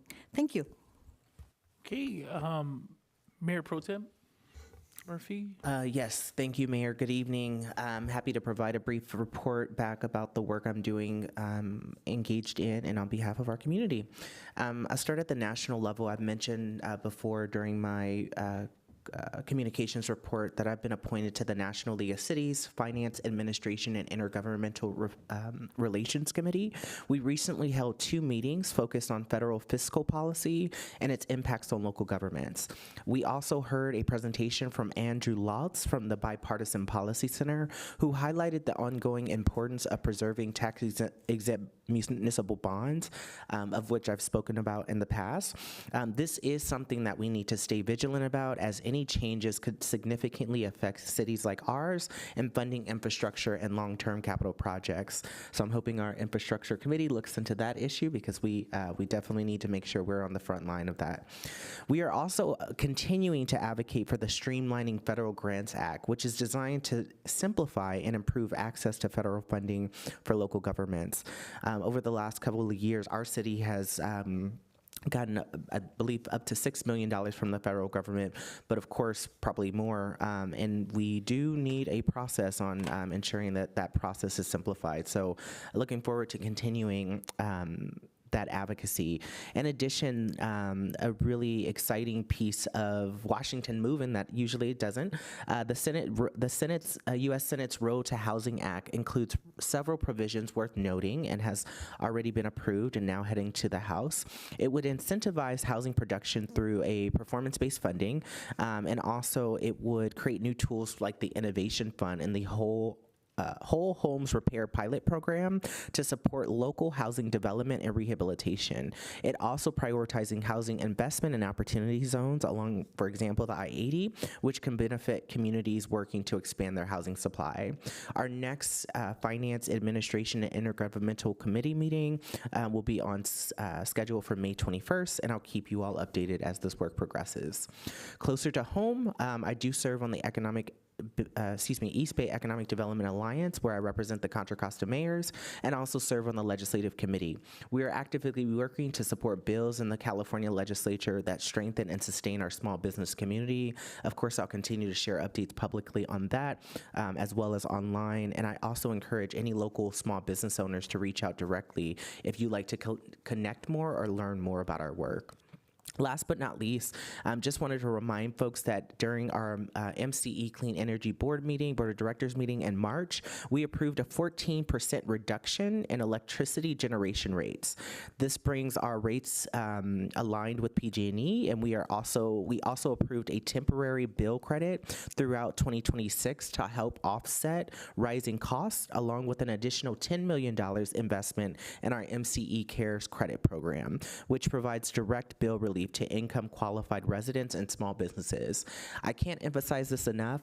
Do not assume that you don't qualify. That's a double negative, i.e., please check out the mcecleanenergy.org website and aim, if you're someone who needs help in our community, please aim to apply for the CARES credit. There are so many people who think they don't qualify for the CARES credit until they recognize that they just need to apply and they get the credit that they need and the support that they need for their families to keep their lights on. So I just want to, again, emphasize that we have upped this investment as a board, and we also have reduced our electricity generation rates by 14% for this year. And it's really important that, you know, any resident who knows, I also asked the city staff if you can put that in our next pulse. I think that would be very valuable for our community. And then finally, last but not least, we are closing out National Public Safety Telecommunication Workers Week. Just wanted to take a moment to thank our Pinole and Contra Costa dispatchers for their professionalism and dedication to our public safety system. We're grateful for the work you do every day, and thank you for that report. All right, thank you, Mayor Pro Tem. Councilmember Sasai. Thank you, Mayor. I'll keep it brief. I was also at the West Cat Board meeting earlier this month, and thank you for the report, Councilor Martinez-Rubin. For those who are excited and interested about the Summer Youth Free Rides Program and free weekend rides as well, staff is targeting either May 11th or May 18th to start and run this program through the end of July. Thanks. Right, Councilmember Thomas. Yes, thank you. Last week, I attended a subcommittee meeting of the East Bay Wildfire Government Coalition Group, and we discussed some of the items that we're going to be working on this year. With the establishment of this committee, we're looking at the work that is going to have to happen in order to respond to the Zone 0 regulations that are expected to be adopted this Thursday by the Board of Forestry. We have had some advocates that have said that, it's not enough, and a lot of these people are the ones that have experienced losses in the Berkeley-Oakland Hills in 91. And there's some folks from the El Sobrani area that are very involved that also have concerns. This would impact, in Pinole, it would impact a very small geographic area, and that's along the ridge line where we have the high fire severity zones. But in other areas, there's areas in El Sobrante and especially in the East Bay Hills by Berkeley, East Richmond Heights, Kensington, where the regulations are really to eliminate combustible buildings, fences, landscaping in an area of 0 to 5 feet from a home. So stay tuned for that, and there's going to be a lot of education that happens coming out of our group. I also attended the wastewater committee meeting, and my takeaway is always that when we get the flow numbers, that Pinole is always higher, even though we have fewer structures and fewer homes than Hercules.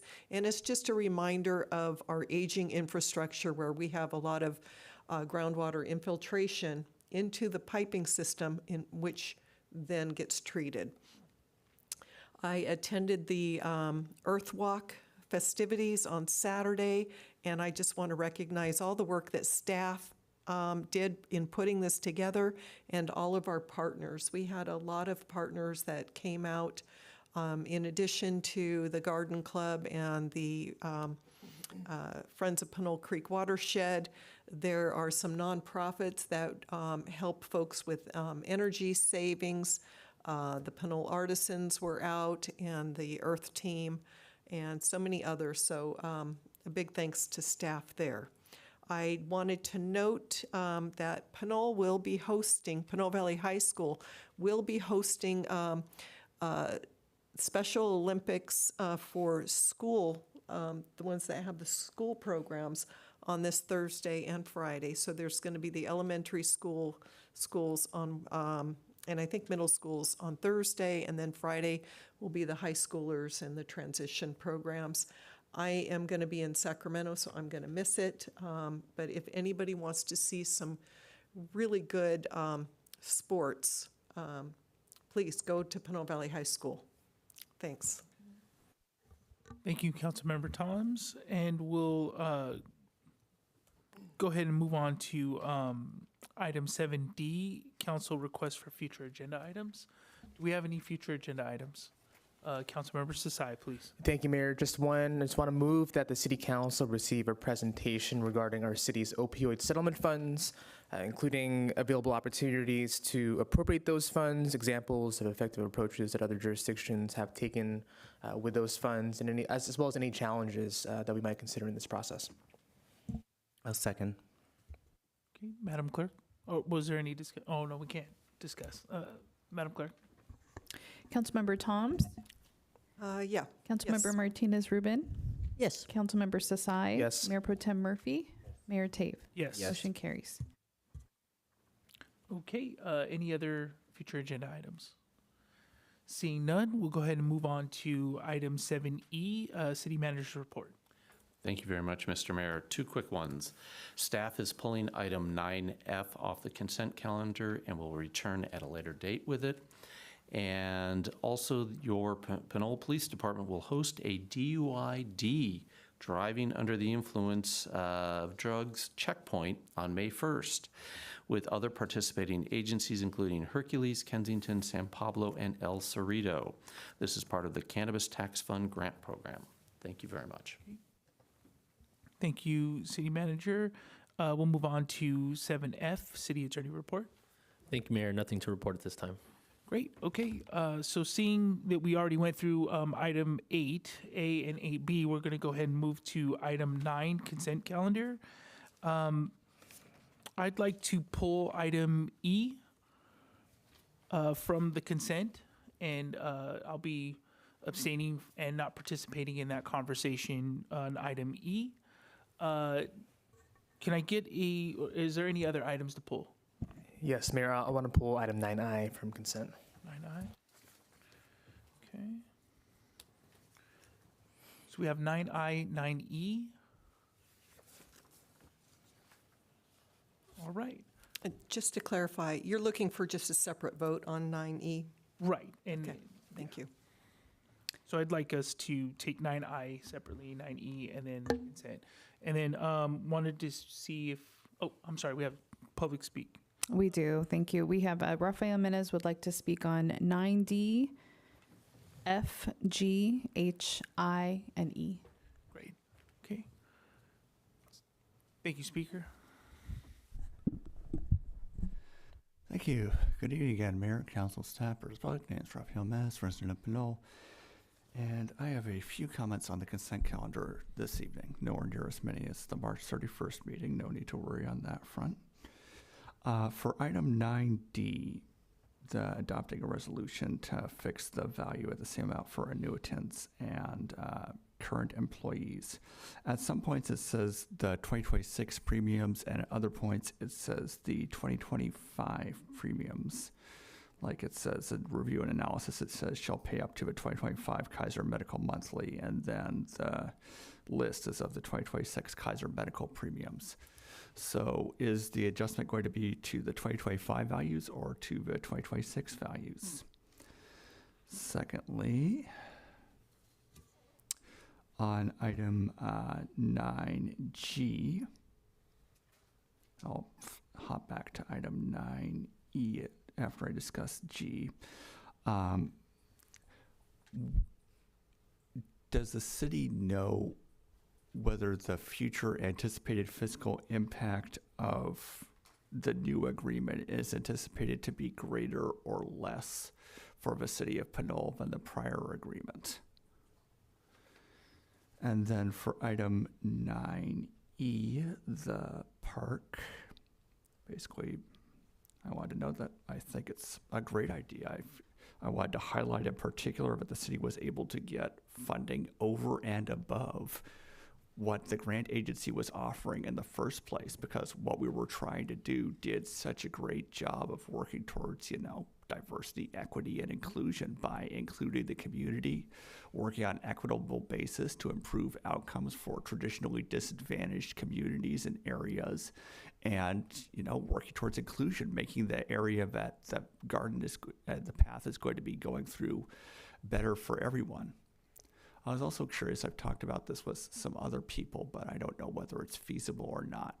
Would it be possible ultimately for the city, once the park site is created, to deed it over to the Confederated Tribes of Lisjon or another group, sort of as part of the city's ongoing process of building improved ties with the Native community?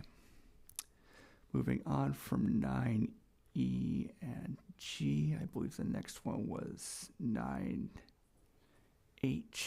I was wondering whether we could maybe have some more detail in future presentations, because I know that for the police item, there was a lot of detail on, basically how the various cars were built out, what the various sources of the expenses were, the capabilities of the models. And here it's just, this is what the cost is going to be, that's it. So it would be nice to have some more detail in the future, maybe, if that's possible. I don't know whether it is, but just wanted to highlight that.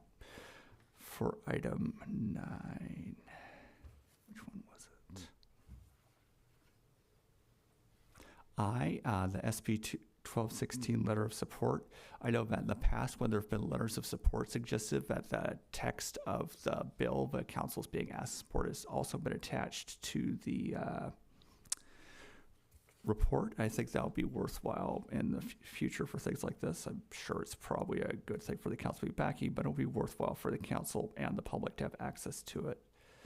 And then finally, I forget which particular sub-item the police vehicles one was, but I noticed the letter of correction that said instead of getting basically 2 support vehicles, it was getting 1 support vehicle. I think that was 9F. Not quite sure. There's a fair number of items in the consent calendar this evening. All right, no, 9E, yes.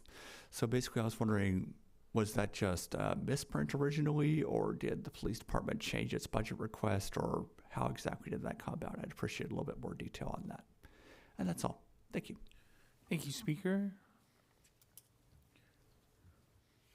Do we have any other public comment?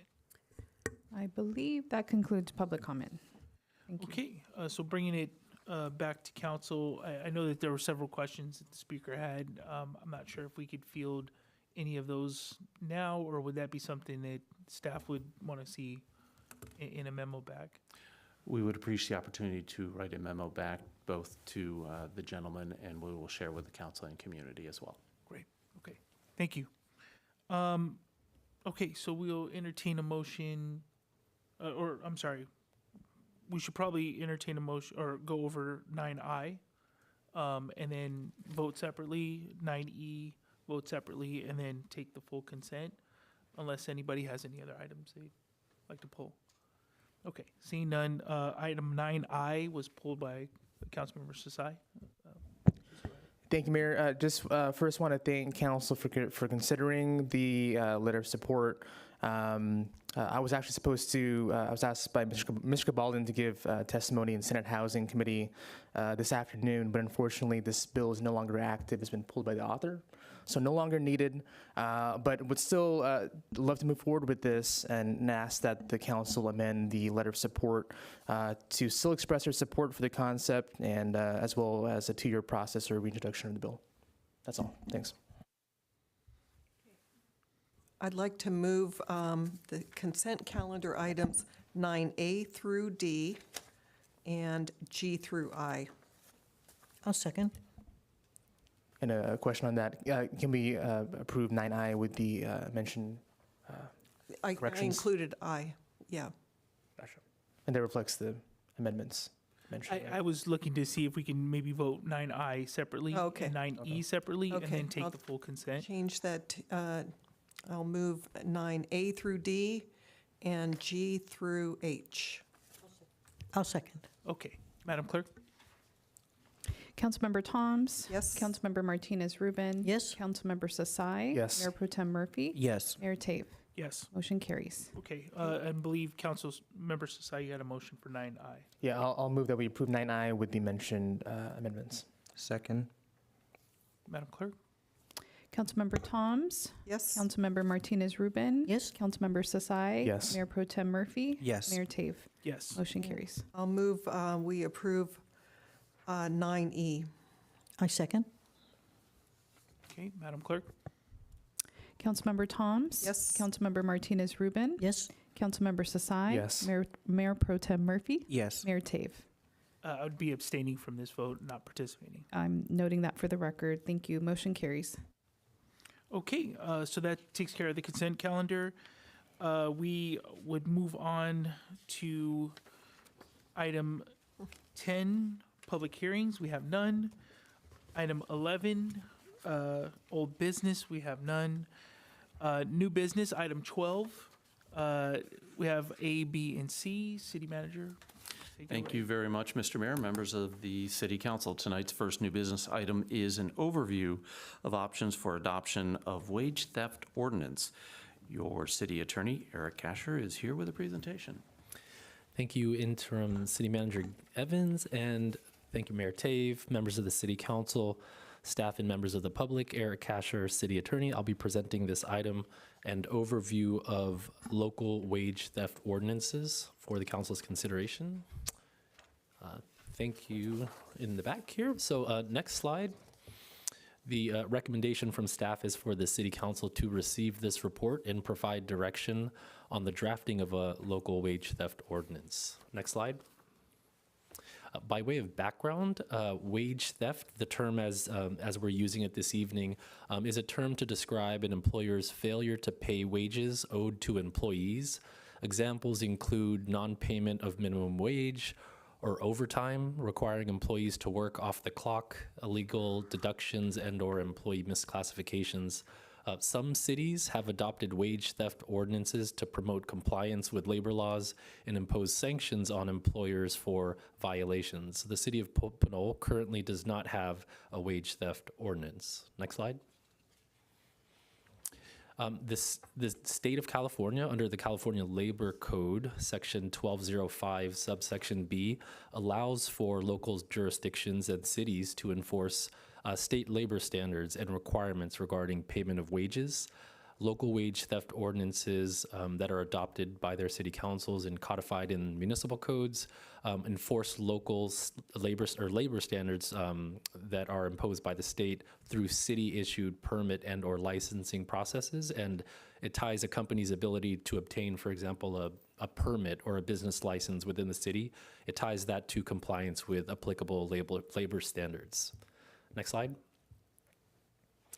So as mentioned, one of the ways to place regulations and impose a wage theft ordinance would be on the business license process. So prior to the issuance of a business license or a license renewal, a business applicant could be required to submit an affidavit confirming a labor law compliance. So this would be something that would be it would certify that the business has no violations, that they've complied with wage and hour laws, and or that the business has fully satisfied or complied with any decisions against it for violations. So upon submitting an application for a business license, they would have to sign the affidavit under penalty of perjury, indicating that they've complied with all of the existing labor laws, and if there are violations, that they've kind of cured those and they've paid a fine if needed.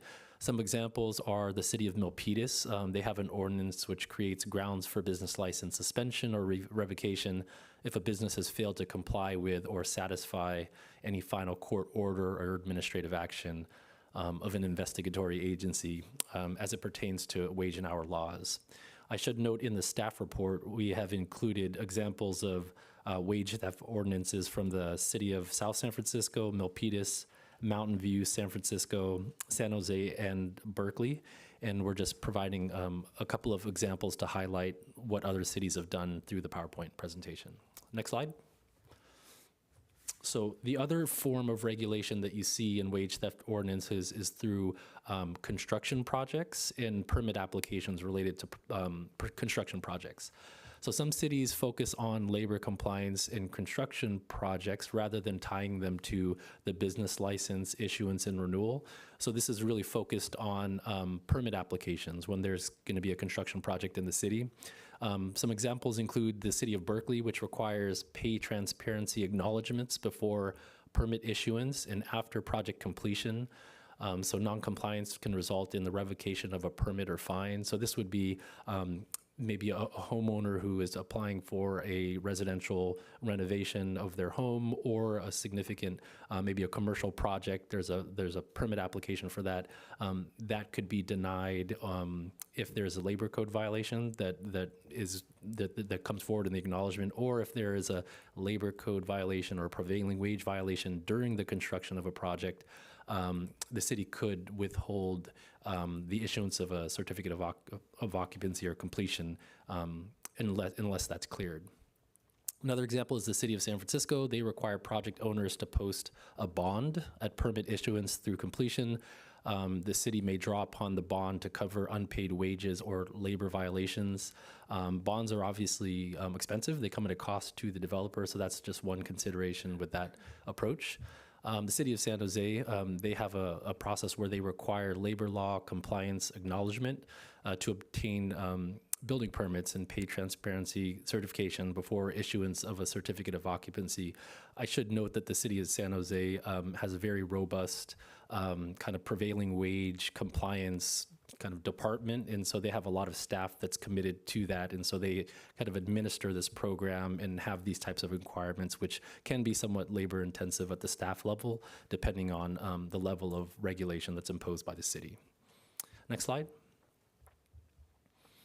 So fiscal impact, so if the city were to adopt a wage theft ordinance, there would be administrative costs associated with the enforcement, and the costs associated with adoption, that's really staff and city attorney time just to draft the ordinance, but we have some examples here of what other cities have done.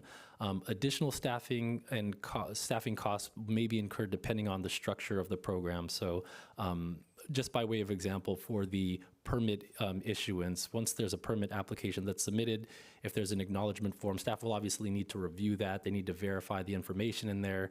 If there is a labor code violation that's noted, they would need to run that down, confirm whether or not that's been satisfied. So there is some time associated with that, but most of this is done administratively at the staff level. Next slide. Now, this was really meant to be a very high-level overview. What the direction that we're seeking at the staff level is whether or not the council would like us to move forward with drafting a wage theft ordinance, and if so, we would welcome any recommendations on the type of regulations that you'd like to see. But otherwise, that concludes my presentation, and I'm happy to answer any questions. Okay, we'll take questions from council. Looks like we have Councilmember Toms. Yes. Followed by Councilmember Sasai and Councilmember Martinez-Rubin. Yes, thank you for the report. For a city, if there is an employer who is violating labor laws, what is the current process for them to seek remedy? So if there's an employer in the city, so a private employer, and they're violating a minimum wage law, that's a grievance that an employee would have against their employer. So there isn't really a city oversight of those labor standards for private employers currently. There's language in our business license application and renewal process where businesses, they do need to for example, attest to the fact that they're complying with the municipal code and all laws and regulations, but there's nothing that we're doing to kind of oversee that. Right, not us, but like for instance, if there's a state prevailing wage, or not a prevailing wage, a minimum wage, and somebody violates that, is there some agency at the state that an employee can complain to? Yes, there are state agencies that handle that. For construction projects, for example, if there's a prevailing wage violation, it's the Department of Industrial Relations at the state level. So they have a complaint process where those complaints can be filed, and cases opened, and they administratively handle those types of fines. So a city that has an ordinance, do they take over what the state is doing, or do you have two agencies that are, trying to settle? Yeah, good question. So it would be in addition to and not in place of anything that's being done on the state level. So taking the prior example, if there's a prevailing wage violation, a subcontractor, for example, on a construction project could file a complaint with the Department of Industrial Relations. The Department of Industrial Relations can open a case. They could investigate the violation on the site. They could issue a fine at that level. The city, if it were to have a wage theft ordinance, we could, for example, not issue the certificate of completion if that's what our ordinance provides, or impose a fine ourselves. Would we have to investigate in addition, parallel to what the Department of Industrial Relations is doing? Would we have to do our own investigation, or do we defer to their investigation and then take action? It depends. So they might be looking at something different. Typically, the ordinances that cities adopt, they try to keep it very low, low on the admin side. So what we're really asking for is an acknowledgement or an affidavit where the contractor is essentially attesting to the fact that they're in compliance.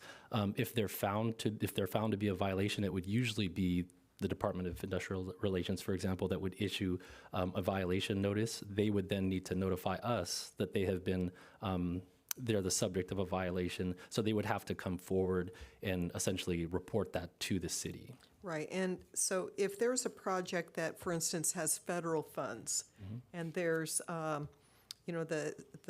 the agency, whether it's Caltrans or home CDBG programs that are funneling the federal funds to a project, and they have to comply with the Davis-Bacon requirements. A city ordinance, what could a city ordinance do that the Caltrans or Cdbg program are not already doing? Yeah, so it could and would be in addition to. So the federal government, they have their own requirements for Davis-Bacon, which is their federal prevailing wage. California has its own prevailing wage that's regulated through the Department of Industrial Relations. And in San Jose, for example, they have their own labor compliance program where they have staff in the city of San Jose that issues violation notices, imposes fines for violations of prevailing wage. In the city has the ability to set a different rate for prevailing wage rate for different trades. So even though the state can have their own rate, the federal government can have their own rate, and cities can have an even higher rate. So violations of that, violations might trigger, there might be a violation at the city level that doesn't violate state law or even federal law. So it's a little, they're different. Yeah, but it still, it seems like it duplicates what a state agency is already doing. There's a little bit of overlap. Yeah. Okay, thank you. Thanks. Thank you for the presentation, and happy to see this come back to council.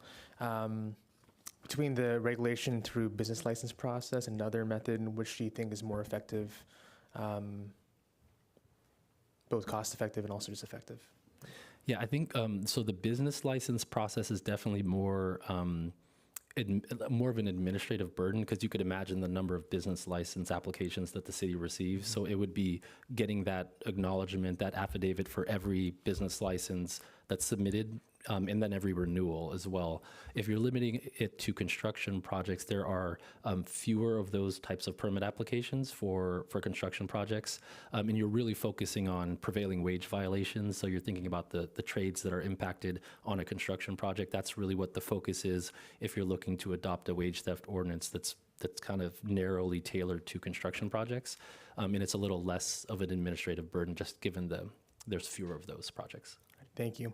And I know in conversation you mentioned a colleague in the city of South San Francisco that had implemented this type of wage theft ordinance.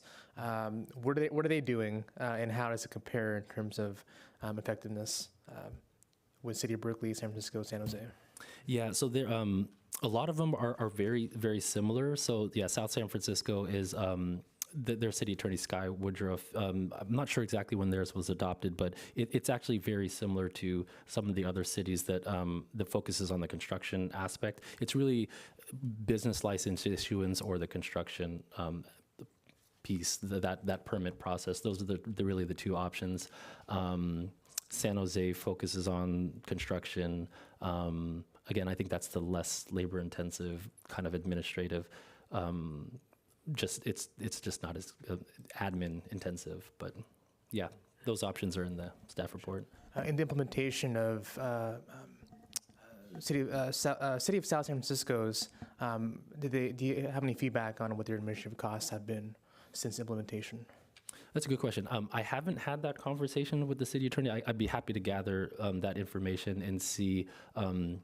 Anecdotally, I can say that there are cities, again, like San Jose, that have fully staffed large departments that really administer this type of a program. South San Francisco is also a fairly large city. I think I'd try to find some examples of cities our size to see the level of staffing and costs associated with it from a staffing standpoint. I wasn't able to gather all the financials on that, but I'm happy to pull that if we decide to bring this forward.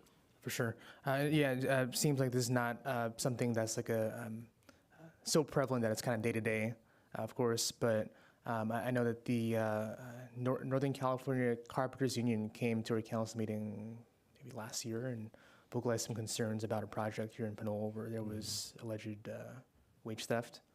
And I think, would love their input on this one as well. But yeah, thanks, Mayor. Thank you, Councilmember Sasai. Councilmember Martinez-Rubin. Thank you, City Attorney, for your presentation. Please remind me, does Pinole have a prevailing wage ordinance? We have, there's not a prevailing wage ordinance per se, but any public works project is required to comply. There's a requirement that all public works projects pay prevailing wage. And that was, and then my follow-up was going to be, what we have applies to public or private? It applies to public works, publicly funded projects. That's correct. The prevailing wage requirement, it's under California Labor Code. I think it's 1720, and it applies to all public projects. And I think there might even be a monetary threshold. Okay, thank you.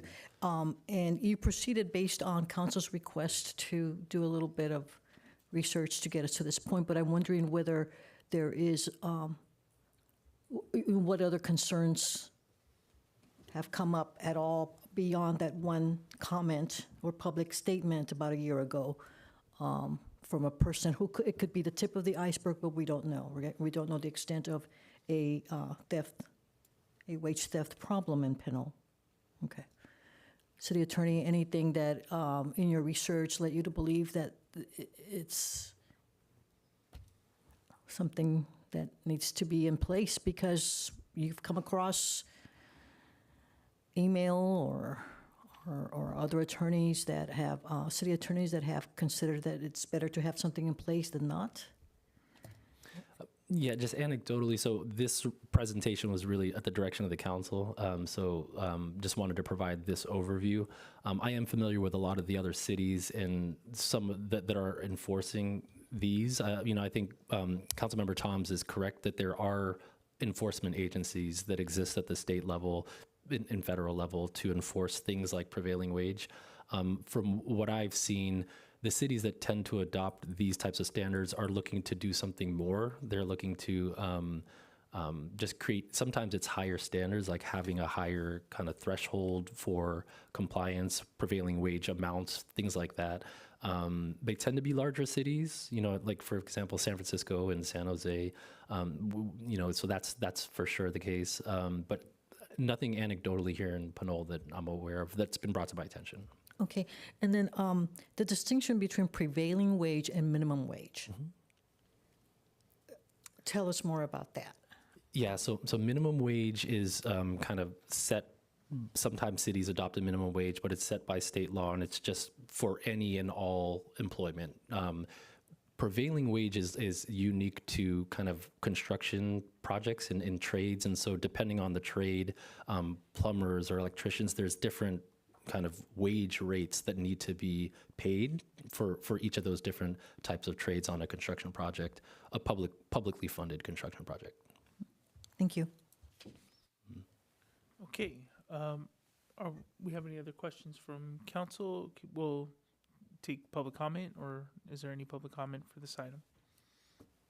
Yes, we have Rafael Menes, and I believe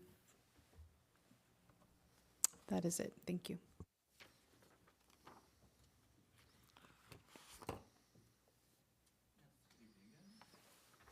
Rafael, President of Pinole. So for this item, I guess some of my concerns, or I guess questions, overlap with Councilmember Martinez Rubin's ones. Like, is there a way we could get data, perhaps from the state, broken out by region to see like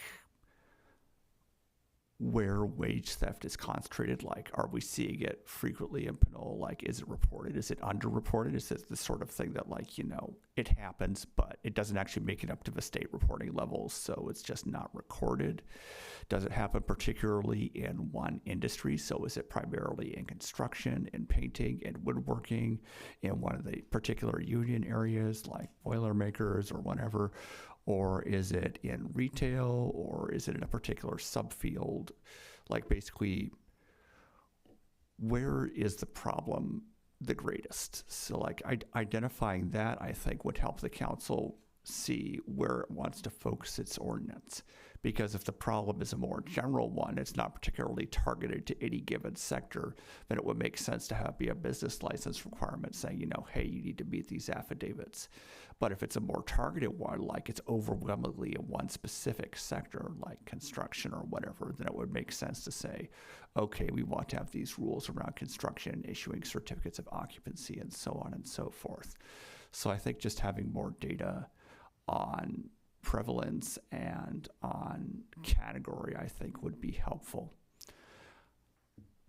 I also have some questions around how this would apply to minors, because I know that a lot of the time some minimum wage laws only apply partially to minors. Like, I know there's a slightly lower rate for the ages of between 16 and 18, and sometimes, you know, children are assigned random chores and then not paid for them, or paid an amount that would be below the equivalent minimum wage. So do the wage theft laws basically only apply to adults, so they apply to minors that would fall under the protection of the minimum wage laws, or do they apply to all persons? Let's see, there was another point.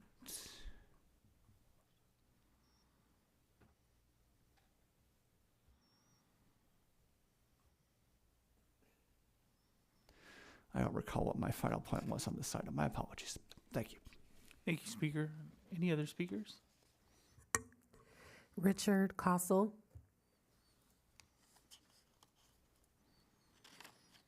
Hello, can you hear me?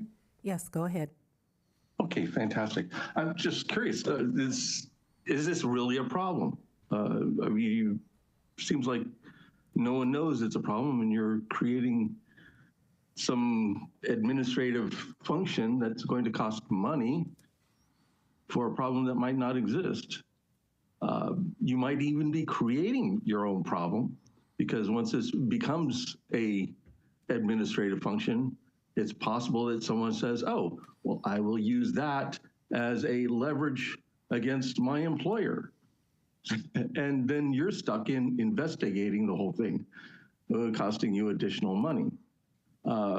This sounds like something that really a city this size, and again, you've acknowledged that, you know, San Francisco, San Jose, Berkeley, those aren't Pinole. Those are big cities. And I could see where that would be prevalent. But in Pinole, do you have any examples of this? Other than one, I guess, a year ago, it sounds like, someone mentioned something.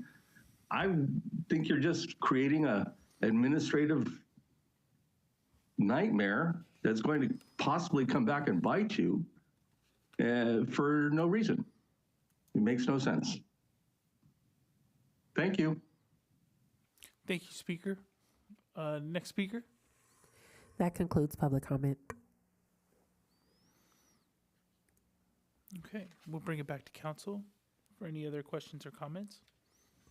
I have just a comment that I think developing an ordinance, spending money on staff time to create an ordinance and giving staff one more thing to administer when, you know, we've got to tighten our belts and we need to focus on what our mission is. We issue building permits, we do plan check, we do issue building licenses, and this just adds another layer of,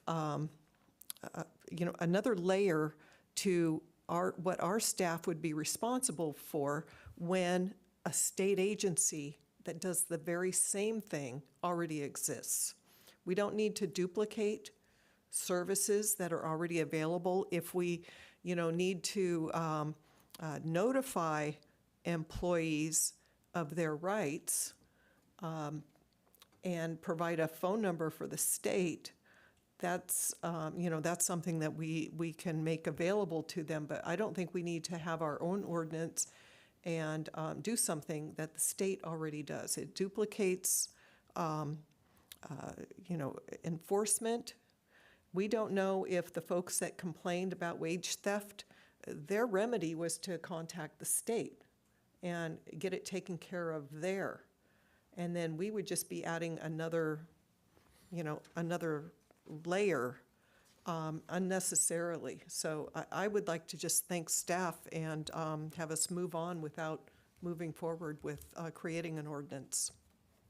Thank you. Okay, thank you, Councilmember Toms. Any other comment? Yeah. Okay. Go ahead, Councilmember Martinez-Rubin. I can understand the interest in wanting to protect workers broadly, but I don't know just yet the need for this ordinance and whether it is a problem here in Pinole.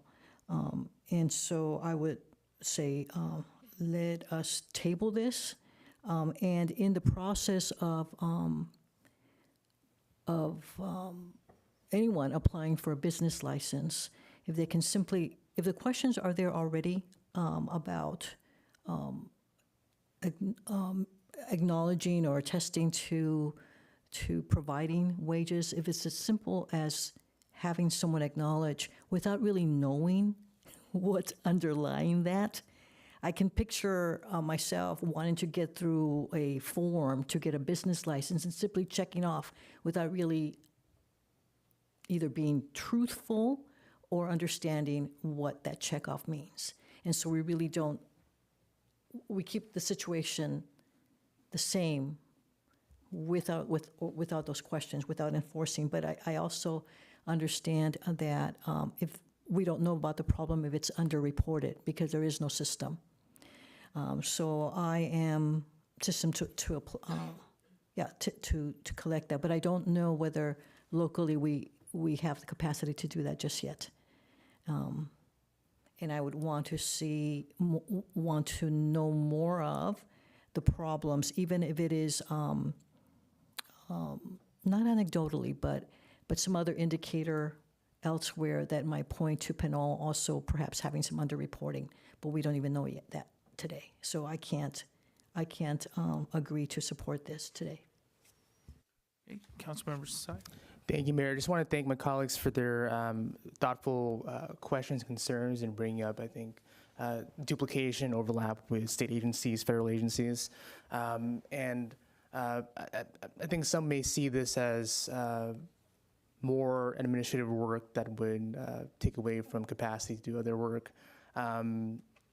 In my eyes, always great to strengthen local labor laws, make sure our workers feel supported and resourced. I'm struggling with really frustrated with the idea that just because we're a city of our size, we are somehow excluded from policy problems such as this.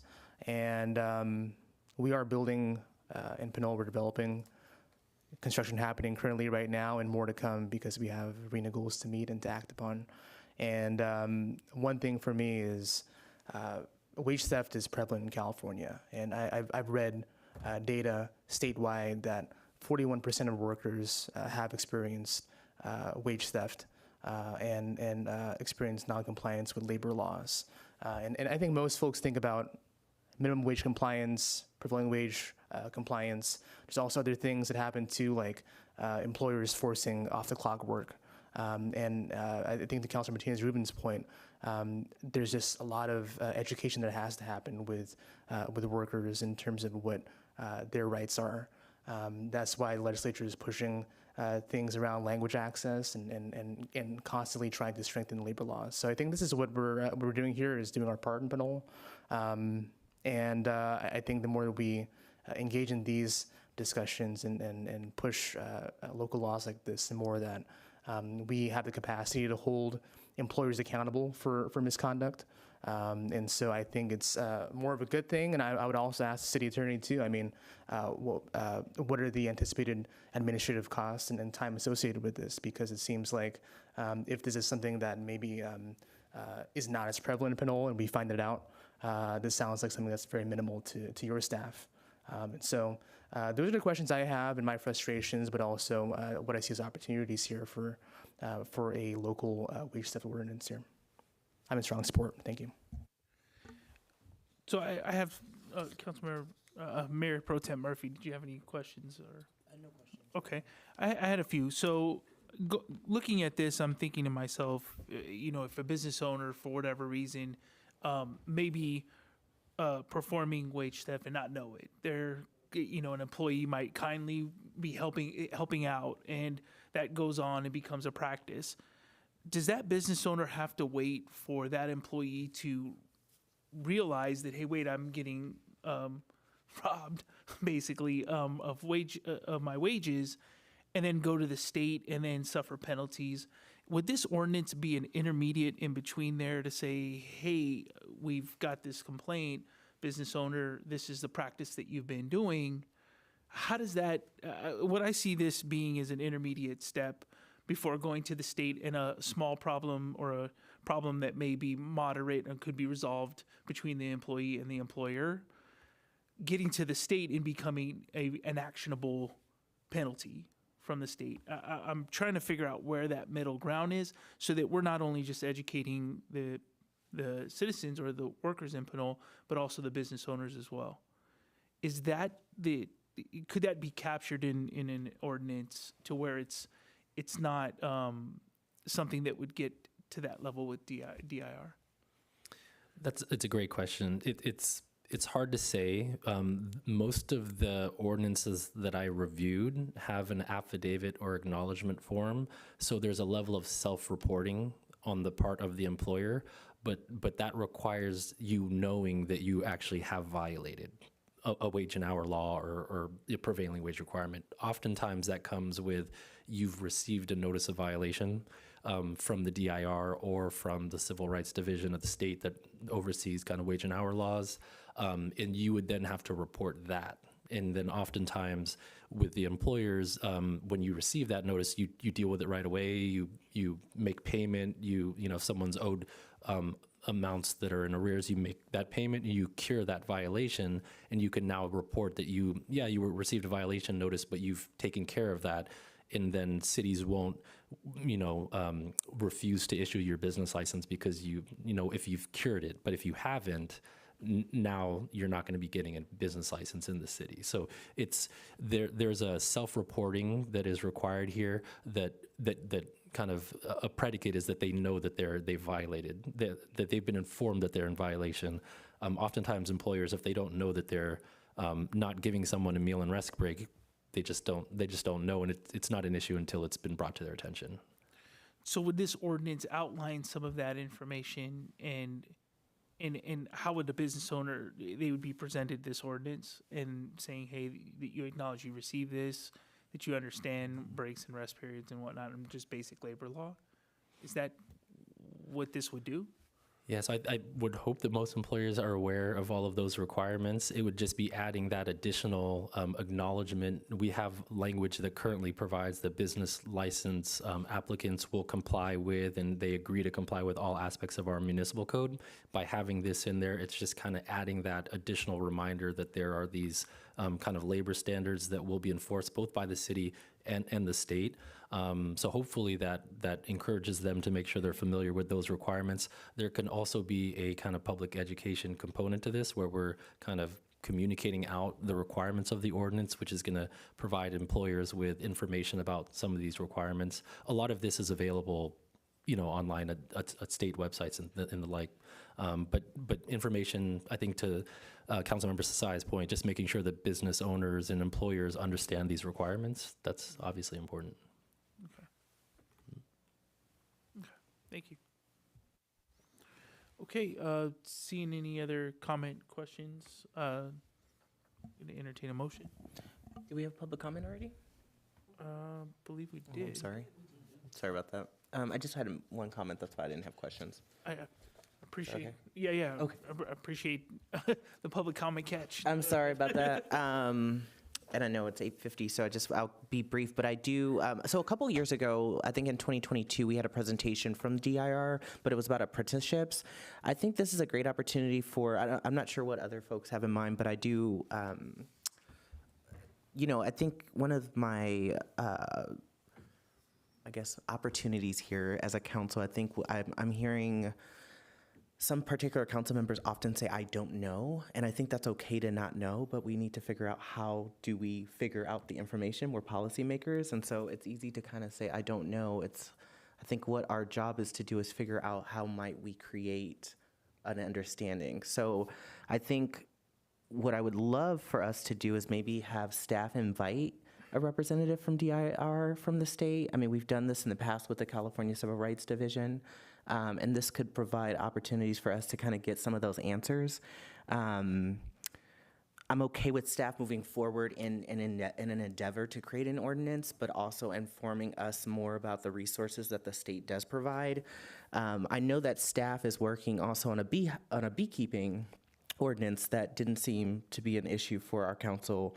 So I think in this lane, we could probably have some information that could also align with the development of this ordinance. I'm not sure where the beekeeping ordinance is, but I'm sure we need more information on that too. But this one, I think we can have the state agency and a representative come to talk to us, and maybe we can answer some of the questions about who in Pinole is impacted, where are they impacted, maybe even Contra Costa County data as well, because some folks may live in Pinole but may work or live in Pinole or work or live in Contra Costa County, and that might be important for us to know. And I also would imagine that all of the programs that some of us don't know about from the DIR could be elevated through that presentation. So I would love anyone to support that vision as we move forward, and especially getting the answers that some of us may not know. Okay. So I see this, there's a difference between not knowing something to proceed with something that's proposed. The not knowing is the need for an ordinance. We don't have data that supports that at this point. But what's come out of even today's presentation is that there are a number of labor rights organizations that exist, one of them being the DIR. And there are others. And I see the city's role as being supportive of the work that those organizations focus on. And because they as a consequence of their being involved for many years, they have in place processes about which the public can know more of, about which employees can know more of. I think what we, in our interest of being altruistic and coupling that with creating policy, we forget that there are other organizations that have already built and have as a mission the very things that we are interested in supporting the public about, and that is, in this case, employee rights. There's a National Labor Relations Board. There are worker rights consortia. There are a number of different organizations that if we compile the information and made that available to employees of any sector, we have contributed to that education. Rather than having another set of ordinances or another layer which which overlaps or duplicates work that is already in place and for which we may not have, as a city, the capacity to support in an ongoing manner. So those are the other comments that I have, and I would support perhaps somewhere on our city website in the area that has information about business licenses or business development here in Pinole, that it be another place where the listing of labor relations and employee rights organizations can be linked. We can do that. And it doesn't mean then that we don't continue knowing more about existing organizations, and it doesn't take away from not having heard a specific organization only, because that's going to be a one-time event, and there will be many people who aren't going to hear that. And it's not us so much that I think we're interested in knowing more about. It's the public that we're interested in having more awareness about what is available to them in terms of their employment rights or rights as employees. I'm of the mind now, like the yes and yes, information on the website, and now I'm really intrigued as to what data is out there. That might be something that'll help inform this ordinance. I feel like having that information does help making the decision. So I would be supportive of a motion to have DIR come back with information related to Pinole in our region. Maybe even, as Mayor Pro Tem mentioned, that sounds like the most practical thing to do at this point, to understand what does the data in Contra Costa look like. And that way, this ordinance, I would say, to me, we could help tailor it a little bit more as to the practices that might be going on in Pinole, or the bad actors that might be in Pinole. But I do know this goes extremely unreported, and a lot of money is really left on the table for workers, and workers do get taken advantage in this scenario. So it might be something that we could take a look at, as what cases are in the area. So, Councilmember Sasai. And Mayor, I think all these ideas can be acted upon simultaneously. I've spoken to City Attorney Cash at length about this, and there's so many model policies out there for wage theft ordinances that it would quite literally be a copy and paste and somehow tailor it to fit our city's needs. And so it'd be quite a light lift for a city attorney's office, and please correct me if I'm wrong there. As I said, I mean, there's sometimes in policy you can anticipate challenges. So we did with the immigration ordinance that we passed in December.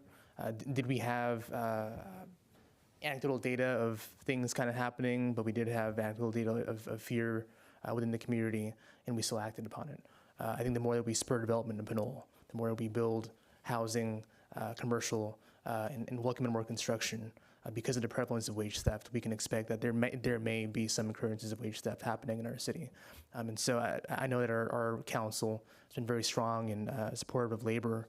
That's why we passed our citywide project labor agreement a few years back. And so those are our values. I think that this ordinance is consistent with our values. And if it is in alignment with our values, there is no harm in putting it into statute. That's all. Thank you. And I'll motion to direct the city attorney's office to come back with a draft ordinance and tie that to the issuance of the final building permits, as well as a certificate of occupancy. And want to ask if, well, first there's a second, and then I want to. Do you mind adding the additional? In the addition of the presentation from DIR. Presentation from DIR, the Labor Commissioner's Office, but the Department of Industrial Relations. And then Councilmember Martinez-Rubin, you had a suggestion. I wasn't sure what it was. You were saying to add information somewhere on the website, but I didn't know what the call to action was there. Did you want to provide input? Or? Well, eventually, part of what seems to be lacking, whether there's an ordinance or not, is general information about employee rights. And so what I was listing, or what I had mentioned, were some of the organizations that someone can simply Google and identify a listing of the area organizations that are available that have as a specialty to work with employees and educate them or inform them. I'm going to slash that education. People know, so heighten their awareness about what their rights are. A second with those additions, or if that's okay to the. That's okay with me. Okay, so we have a motion and second. Councilmember Thomas. Yeah, I can't support the motion with the direction to start an ordinance. I think that's jumping the gun. I could support having information on our website, contact information for state agencies that can protect employees, and I can support inviting somebody from the Department of Industrial Relations here. But I think without having those steps first, it's really jumping the gun to go to draft an ordinance. Okay, are there any other comments? All right, seeing none, Madam Clerk? Councilmember Martinez Rubin, No. Councilmember Sasai, Yes. Councilmember Toms, No. Mayor Pro Tem Murphy, Yes. Mayor Tave. Yes. Motion carries. Okay, City Manager Evans? Yes. Thank you very much, Mr. Mayor and members of the City Council. Tonight's second new business item is approving the city's active transportation plan. This is a very exciting plan to put forward.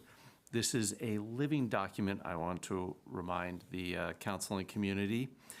And so if approved, it should always be reviewed from time to time to make sure that it's up to date, utilizing best practices and input from the community.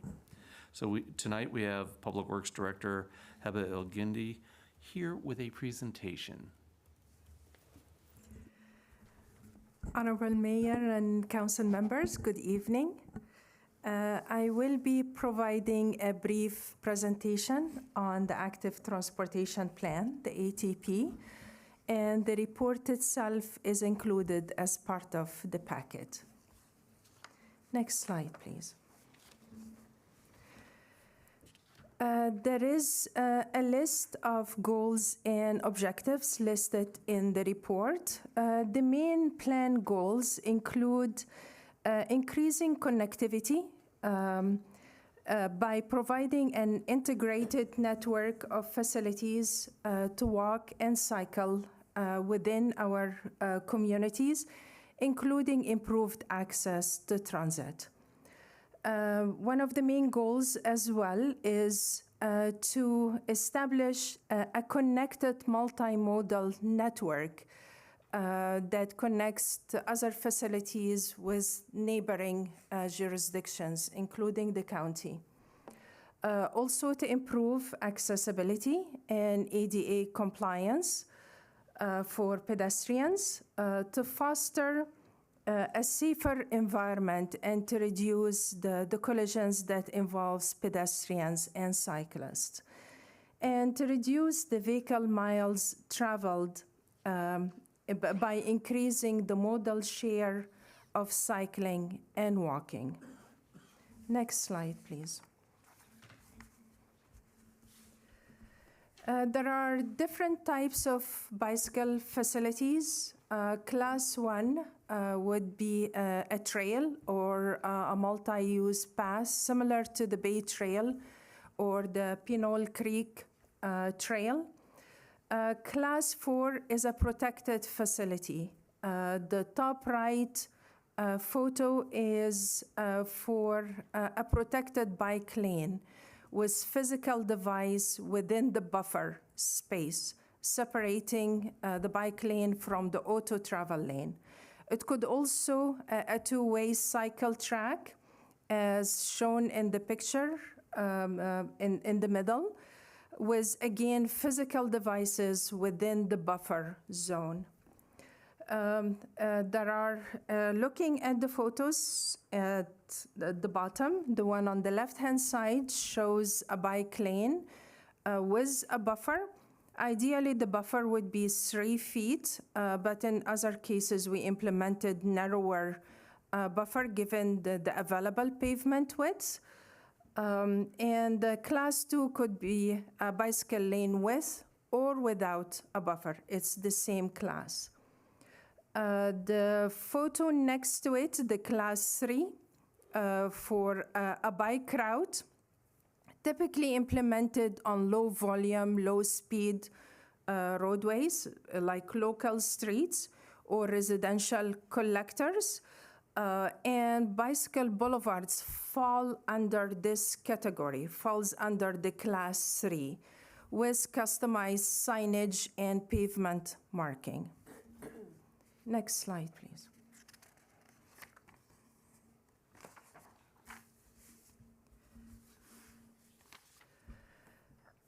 This map shows existing as well as the recommended bicycle improvements. Looking at the collision statistics within Pinole, most of the collisions involving pedestrians and cyclists are along our arterials, Appian, San Pablo Avenue, and Pinole Valley Road. That's why it was one of the main objectives for us to establish bicycle facilities along these corridors that would enhance safety conditions. Also because these corridors connect to the neighboring cities and unincorporated areas of the county. In addition to what's shown on the map of the various classes of the bicycle facilities, the plan also provides flexibility for staff to establish additional Class 3 bicycle facilities within residential neighborhoods in coordination with the community.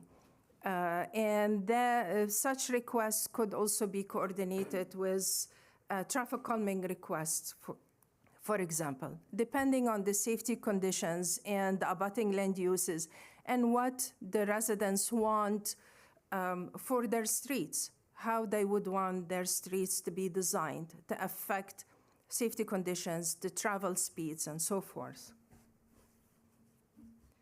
And this map also shows locations with improved crossings of bicycles, whether through bicycle signals or other traffic control devices. Next slide, please. As I mentioned, there are key corridors within Pinole, and the concept plans were evaluated for these roadways. One of them is San Pablo Avenue, and we wanted to make sure that we identify at the top right photo that a Class 4 facility is being considered for this corridor. With that being said, I should clarify that probably San Pablo Avenue will be pursued in terms of short-term relative to long-term improvements, with the long-term following the construction of the San Pablo Avenue Bridge replacement overcrossing the BNSF. And ideally, we would pursue large grant funds to really reconstruct San Pablo. There are locations on San Pablo Avenue that we cannot even implement curb ramps because it would involve reconstructing large segments of sidewalks. So ideal, and in many cases, the sidewalk doesn't meet the ADA requirements because of all the obstructions, whether utility poles or controller cabinets, whatever it is, with the 5-foot sidewalk, we don't meet the required clearance for pedestrian movements. And in the downtown area, we would want to change the overall environments and possibly allow for outdoor dining or whatever the purpose is for the abutting businesses. So ideally, we would pursue funding that would be of scale to allow the reconstruction of the corridor and make it a multimodal corridor, including wider sidewalks, bicycle facilities, auto travel lanes, improved amenities for transit services, and so forth. Next slide, please. One of the other corridors that I mentioned is the Pinole Valley Road, and the recommendation really varies depending on the location because different segments have different configurations.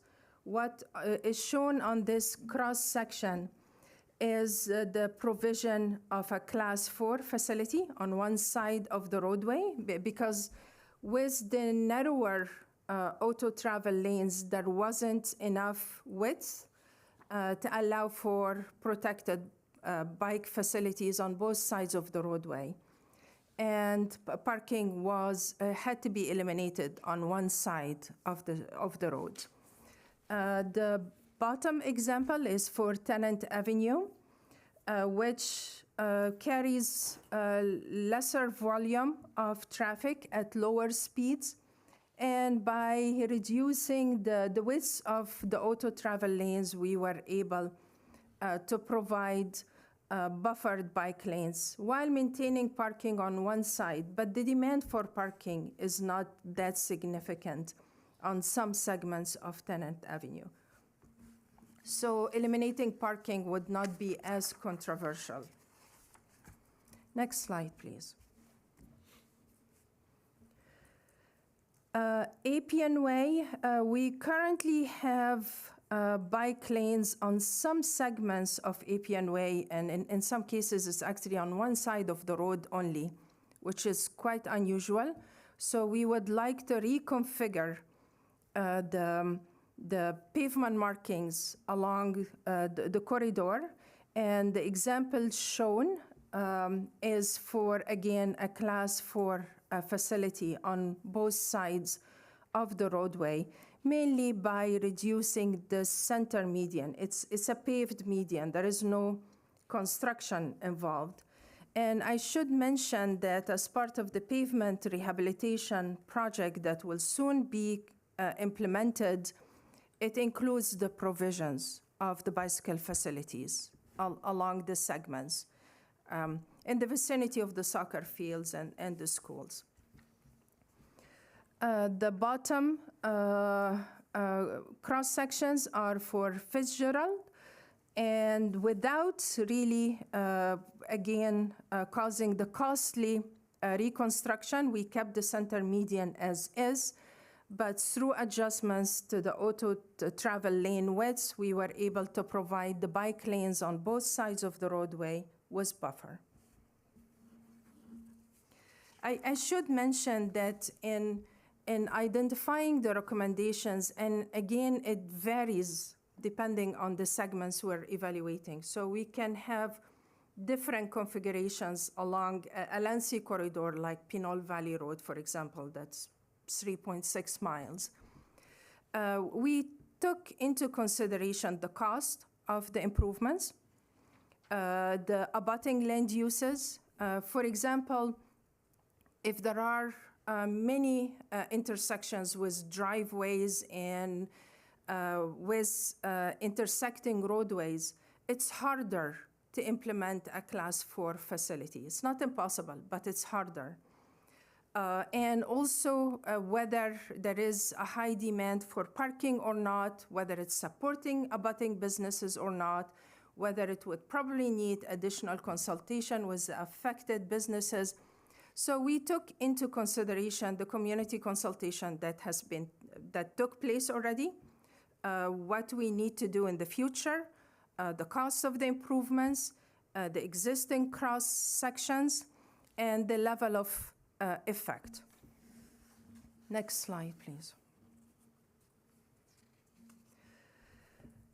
This map shows the locations of where there are segments without sidewalks that we need to pursue its implementations. It also identifies the locations with the need for intersection improvements to allow for safe crossings. And the next slide will show the different types of considerations at these locations. The vehicle code really requires the provision of sidewalk on one side of the roadway. However, this is not the environment that we would want to establish for safe movements of pedestrians. Ideally, we would have sidewalks on both sides of the roadways. Next slide, please. These are examples of what is being referenced to as improvements at intersections. For example, the top middle photo is for a flat top speed hump to enhance visibility of the pedestrian crossings. The photo next to it is a hog signal, similar to what we received the TDA 3-4 that will be implemented across San Pablo Avenue at 5th. The photo underneath is for rectangular rapid flashing beacons, and we're about to post a request for bids for implementation of 3 RRFPs, 2 on Pinole Valley Road, and the ones on Pinole Valley Road is actually part of the pavement rehab, and the one on San Pablo Avenue, funded by HSIP grant. The bottom, the middle pictures, of course, shows an example of sidewalks that would meet the accessibility requirements in terms of slope, no difference elevations between along the path of travel. And we also have a project with 10 identified locations for decorative crosswalk marking, and this is just a simple example of one. The top right picture is for a protected intersection, which is typically pursued at intersections with high volumes of traffic on both corridors. Like 2 arterials, for example, not a minor with a major, to enhance the safety of the crossings of cyclists and pedestrians, and all movements are separated from one another. Next slide, please. The plan also identifies non-infrastructure improvements. For example, the recently submitted grant application to the Office of Traffic Safeties include safety educations measures that are customized, like for driving age high schoolers versus elementary and middle school students, customized for seniors. So depending on the needs and the educational material that needs to be supplied and how it would be shared. Encouragement as well, in including the city and city staff as a role model for other businesses within Pinole. Bike share and or scooter share programs, which are ideally would be implemented on a regional level and could be electric scooters or bikes, given the topography within the city and all the hills.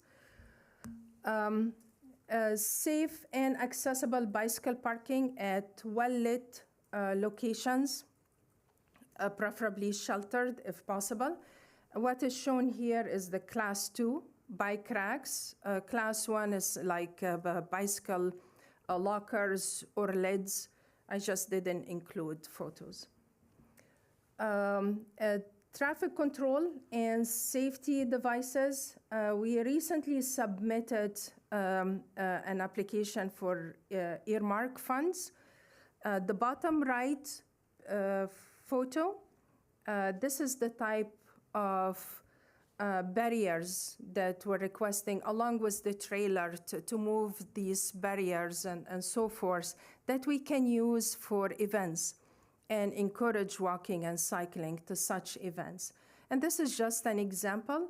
There are We can utilize traffic control devices and safety devices in many ways to increase walking and cycling.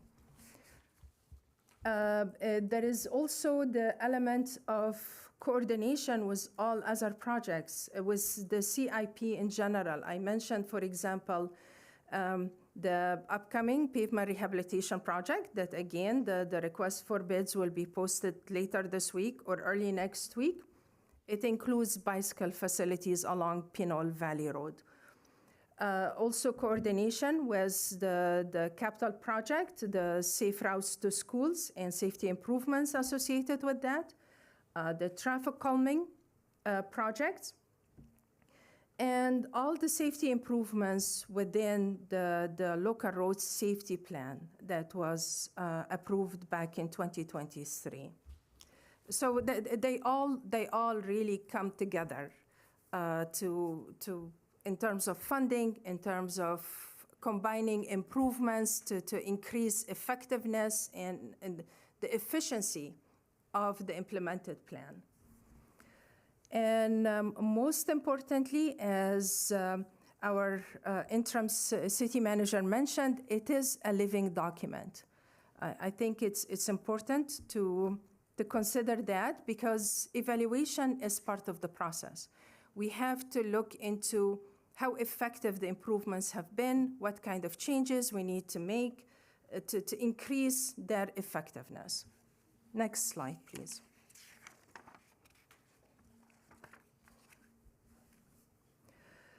A comprehensive community consultation process took place for over a year, including 2 pop-up events at Pete's Coffee and the Farmers Market in November and October of 2023.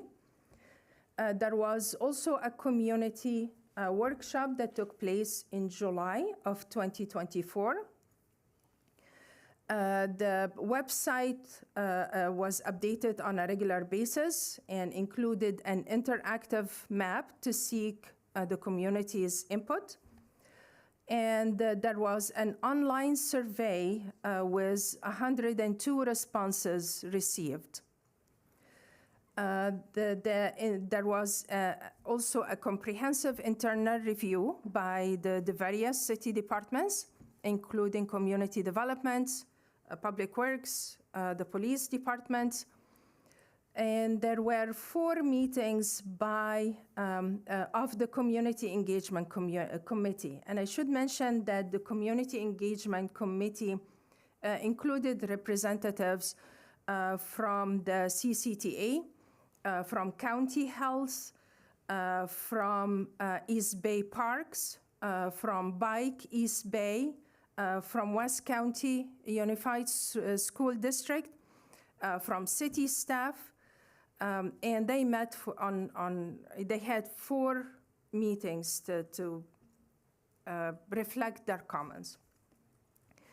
The plan was also reviewed by the Traffic and Pedestrian Safety Committee back in December of 2024. Although I wasn't part of the community consultation process listed on this slide, I can assure you that all comments received under these individual initiatives were reviewed, and viable ones were reflected in the plan. Subject to the council approval, staff believe that it's time now to pursue implementation and to seek funding for the implementation. If we, let's say, were to consider reopening the plan for additional consultation, we could potentially lose out on the opportunities of applying for the SS4A next month and for the ATP in June. There will always be additional comments. There will always be additional updates to references.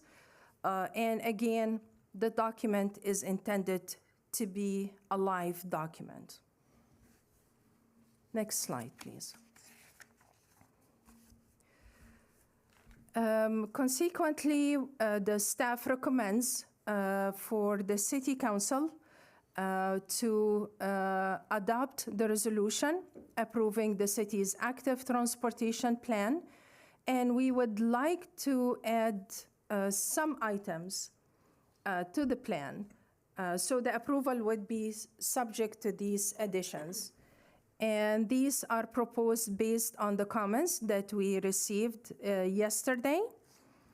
And to add reference, it's already in the plan, but we will add reference to bicycle boulevards and show examples of customized signage and pavement markings to show the existing. We will have to enhance the quality of the map, but we will do that and show the existing Class 3 facility on Pinole Valley Road between Ellerhorst and San Pablo Avenue. There are parallel corridors, and we just need to separate them to show. We will also add reference to the 2025 Urban Bikeway Design Guide by NACTO and the Caltrans 2025 Bay Area Bike Plan Updates and the 2024 Bicycle Best Practices. Along with the references that we already have, we will document these resources.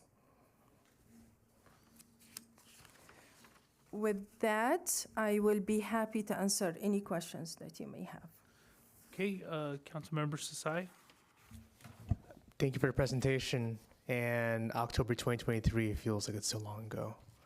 The first community outreach that we did for this ATP. So I just want to thank you for your work in coordinating with all of the different stakeholders here, and like staff and probably the rest of the council got input from Bike East Bay. I just got that in yesterday. And so thank you for working with them to implement some of their proposals here. And I know that we would have to approve this ATP tonight to be eligible for some various grants that you had mentioned that are upcoming that we'll have to apply for in May.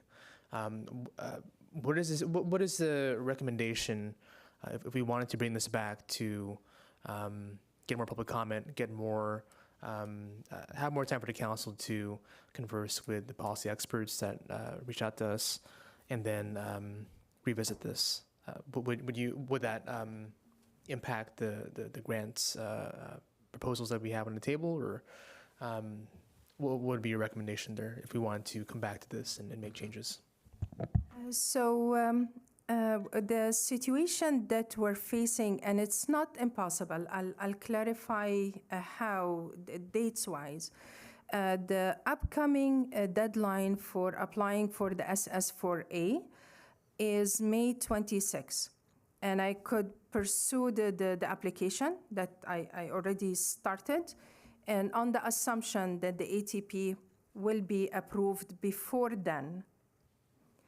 We have 2 meetings before the 26th, although the May 6th meeting May 5th meeting will be mostly dedicated for budget, the 5-year CIP and operational budget, but we have a second meeting if you'd like to receive it, whether as a consent item for approval or with a second presentation. So there is some room, as long as it would be approved before the 26th. And I wouldn't submit the application until after it's approved. Thank you. You look at me, Interim City Manager. Do you have anything you want to add there? If I could, through the mayor. In my experience, certainly,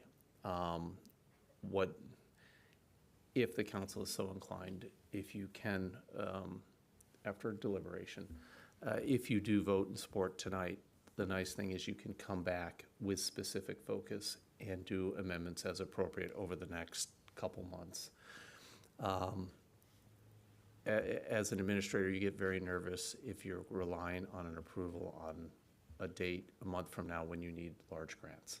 That's the only hesitation I have should, for some reason, we don't have a quorum and we don't get an approval. And then you're like, uh-oh. So that's why, we thanks, Heather and her team and everybody and the Bike East Bay. There is a lot more that will happen and be implemented and work with the community. And this is a wonderful document. It's not perfect. Documents aren't. But this was getting in the right direction, and so great to see this for this community. Thank you. Absolutely. And so just to be clear, if the council wanted to move in the direction of revisiting this, you would recommend just getting the council approval for this tonight, and then finding some time after, is it after we've submitted the 2 grants that you had mentioned? Or what would be the optimal time to bring this back to council for future amendments? To allow, and ideally we would also, if possible, to provide your feedback on the type of community consultation that you would like us to pursue, because it's going to affect how long it takes. But we're prepared to bring it back whenever it's convenient for the city council. We could bring it back in May, in June, depending on your preference. Right, and thank you for just mentioning this is a living document. We're gonna have changes to this year after year, hopefully, and so I'd be in favor. Sorry, going into comments now, Mayor, would be great to have this come back for amendments. Okay. Any other questions from council members? Okay, seeing none, we'll take public comment on the item. Yes, we have Danny Lanis and Rafael Menes.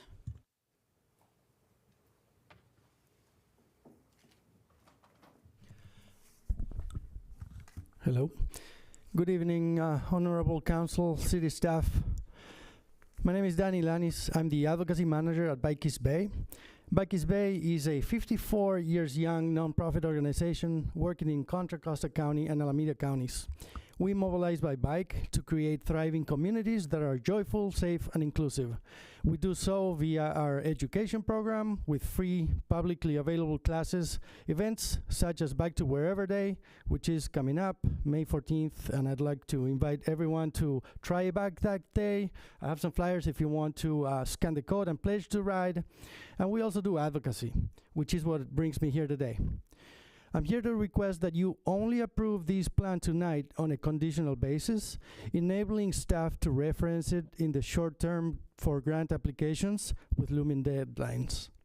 However, given that this plan will shape critical infrastructure and traffic safety decisions for the next 5 to 10 years, we feel that it is currently insufficient for these needs, even though we acknowledge that the plan has been in development for a long time. We request that Pinole City Council schedule another review within 6 months or another specifically defined period to give staff time to consider and address remaining omissions and concerns and bring the plan to a more complete state via an iterative revision that Pinole can confidently implement going forward. A similar issue occurred in Pleasant Hill in 2023 with an incomplete final bike walk plan draft that was being rushed to completion.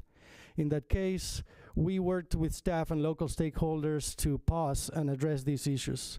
And the city ended up with a much more favorable outcome, and we have been working on implementation opportunities with Pleasant Hill staff since then.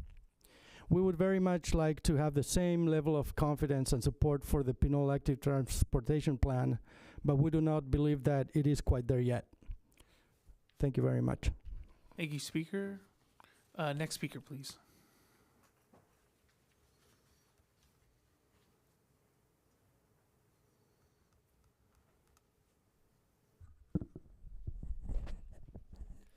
Good evening, Mayor, Council, staff, members of the public. My name is Rafael Menes, resident of Pinole, and I have a few comments on the active transportation plan. So, First, I'd like to note my appreciation for on page 276, Goal 1, Objective 1.1, Performance Measure 1.1a, having it be an explicit city priority to close gaps in walkways and bikeways, in particular in disadvantaged communities, because there have been some sidewalk gaps in the community that I and others certainly have been mentioning for years, for me, decades for some, undoubtedly, that just haven't been getting resolved because there hasn't been a plan to address it all as a whole, to categorize things, to set down the order of things, to identify and create a cohesive network rather than just a bunch of disconnected projects. Let's see. On page 278, one thing I'm unsure about under Objective 3.3 is whether the goals are feasible. Performance Measure 3.3C says the goal is to increase walking and bicycling share of trips 50% by 2030, and I don't know if that means 50% of the existing rate, so going from 2% to 3%, or to 50% of overall trips, so going from 2% to 50%. I assume it's the former because the latter will be exceptionally difficult, but I'm not quite sure. I'm also unsure how many areas would need to be upgraded to LTS 1 or 2 to meet Performance Measure 3.3b. Let's see. On page 293 and earlier, I note that several of the city's general plan elements are referenced, but that the environmental justice element doesn't appear to be referenced, and I'm curious as to whether the city could potentially mention that. I know that later on in the document, you're mostly going off the 2024 ATP, which doesn't have access to the EJ element because it wasn't created at that time, but could still be useful.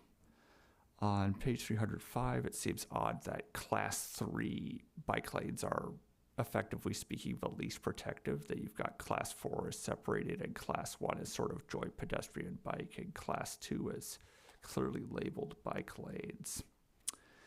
And then on page number 336, sidewalk number 5 is highlighted as being just beyond 500 feet of 2 pedestrian fatal or severe injury collisions. So it seems to me as though that could be an area where partial scoring of the safety measure could be worthwhile. Thank you. Thank you, Speaker. Next speaker, please.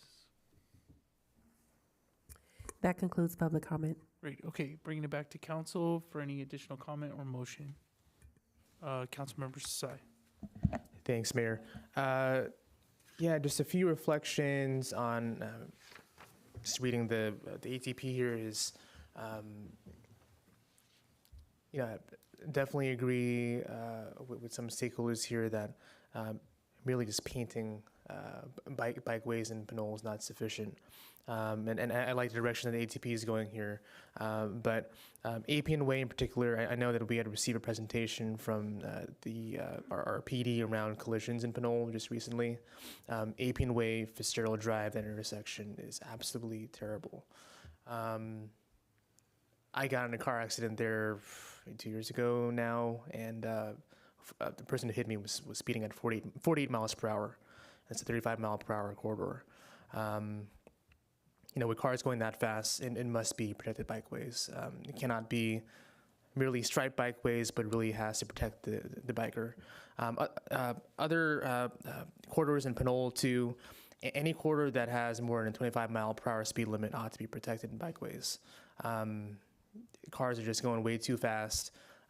In the instance where there is a drunk driver, a distracted driver, and any of those different things, got to make sure that we protect both people who are bicycling, but also folks who are pedestrians as well. So would want the ATP to be as strong on that issue as possible, making sure that we have connected Class 4 protected bikeways in all of our major corridors in the city. And so I'm happy to support the ATP as it is today, but my inclination when we think about it, coming back to revisit this, is actually kind of a special meeting, because I think that there's so many improvements that could be considered that it might even slow down regular meetings. So, and I know we're going into budget season right now, but I think maybe July, August would be might be preferred timeline for staff. I don't know if you want to chime into that. If I could, through the mayor, excellent suggestion. July also could be about the time when you may have your strategic meeting with your new city manager. And so this is, another topic that could be brought up. And so July, and I think you go dark in August, so it may end up being September for the approval, but a workshop is an excellent, excellent suggestion. It sounds like a motion. Thank you. Yes, I'm happy to move that the council approves the active transportation plan, comes back to the council for a special meeting in July to revisit the ATP. I'll second that. Any comments? Just a quick question. Does that include the additional, the staff recommendation additions? Or are those for the ATP with the recommendations made by staff in the report. Okay, solid. Yeah. Okay, seeing no questions or comments, Madam Clerk? Councilmember Martinez Rubin? Yes. Councilmember Sasai? Yes. Councilmember Toms? Yes. Mayor Pro Tem Murphy? Yes. Mayor Tave? Yes. Motion carries. Okay, moving on to Thank you. 12C. Thank you. Thank you. Thank you, Mayor. Members of the City Council, tonight's third and final new business item is adopting the Public Meeting Disruption Policy, Senate Bill 707. Heather Bell, your city clerk, is here with a presentation. Thank you, City Manager Evans. So I have another brief report for you this evening. So the item before you is to adopt the Public Meeting Disruption Policy. So last October, California Senate Bill 707 was signed into law. SB 707 updated the Ralph M. Brown Act with the aim to enhance public access and participation in local government meetings, requiring eligible legislative bodies to implement new teleconferencing and accessibility measures. So with this update, the council is required to adopt a policy as an eligible body by July 1st, 2026, to address disruption of telephone or internet services during a council meeting to implement new provisions of the Brown Act. These provisions permit council to proceed with the meeting notwithstanding a disruption in internet or telephone services if council makes findings after recessing for at least 1 hour to allow staff to attempt to restore services, that there is good cause to proceed with the meeting. The policy to be adopted must describe procedures for recessing, reconvening, and attempting to restore service. This policy may not be adopted on the consent calendar, which is why we have brought it forward for you in a business item. And just to add that staff has prepared a draft policy that was included in the agenda packet for your review. So staff recommendation this evening is that the City Council adopt the Public Meeting Disruption Policy. And I'm available for questions. Okay, any questions from council? Seeing none, we have any public comment? Looks like none. Thank you. Seeing none, we'll bring it back to council. Is there a motion? So moved. Second. Per staff approval. Per staff recommendation. I'll second. Okay, I think we had a motion, Mayor Pro Tem, second Sasai, Councilmember Sasai. Kind of beat you to it. Perfectly fine. Madam Clerk. Thank you. Councilmember Martinez Rubin? Yes. Councilmember Sasai? Yes. Councilmember Toms? Yes. Mayor Pro Tem Murphy? Yes. Mayor Tave? Yes. Motion carries. Thank you. Okay, next item is 13, second citizen to be heard. This item is for citizens who did not speak during the first citizens to be heard. So we'll go to item 13. Madam Clerk, any citizens to be heard? I think we have no comments. Thank you. Actually, we just had a hand raise online. Okay. We have Anthony Vosbrink. Okay, speaker, go ahead.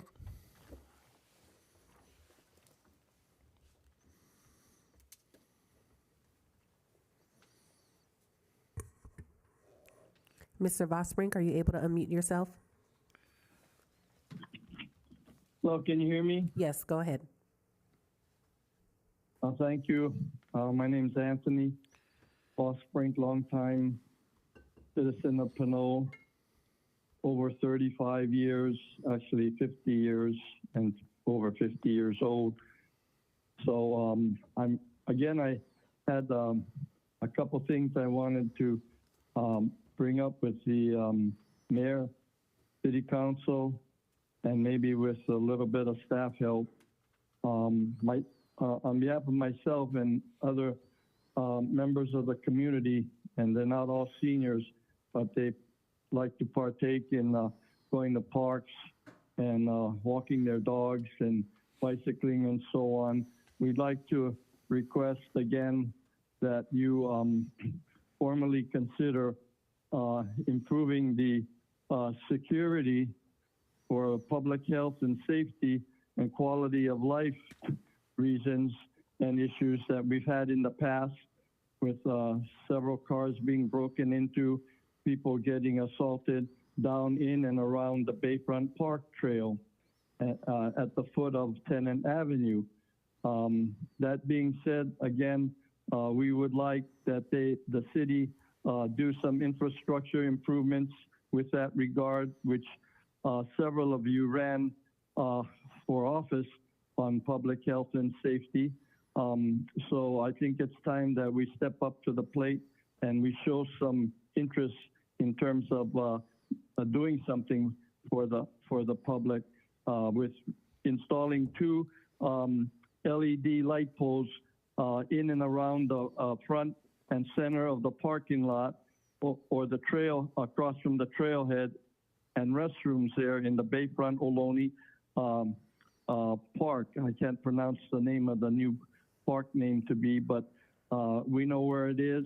Also with that, they can attach to those 2 light poles in the near the front and center of that parking lot restroom area. Mr. Vosbrink, you have 45 seconds. 2 security cams that are attached to that, so they can monitor what's going on, as well as 2 new park signages that will show what the hours of the park are and the safety issues and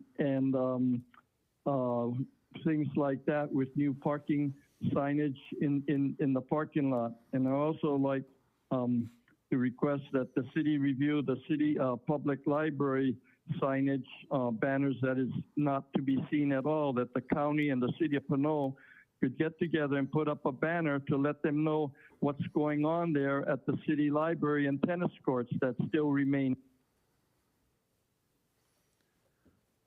Okay, thank you, Speaker.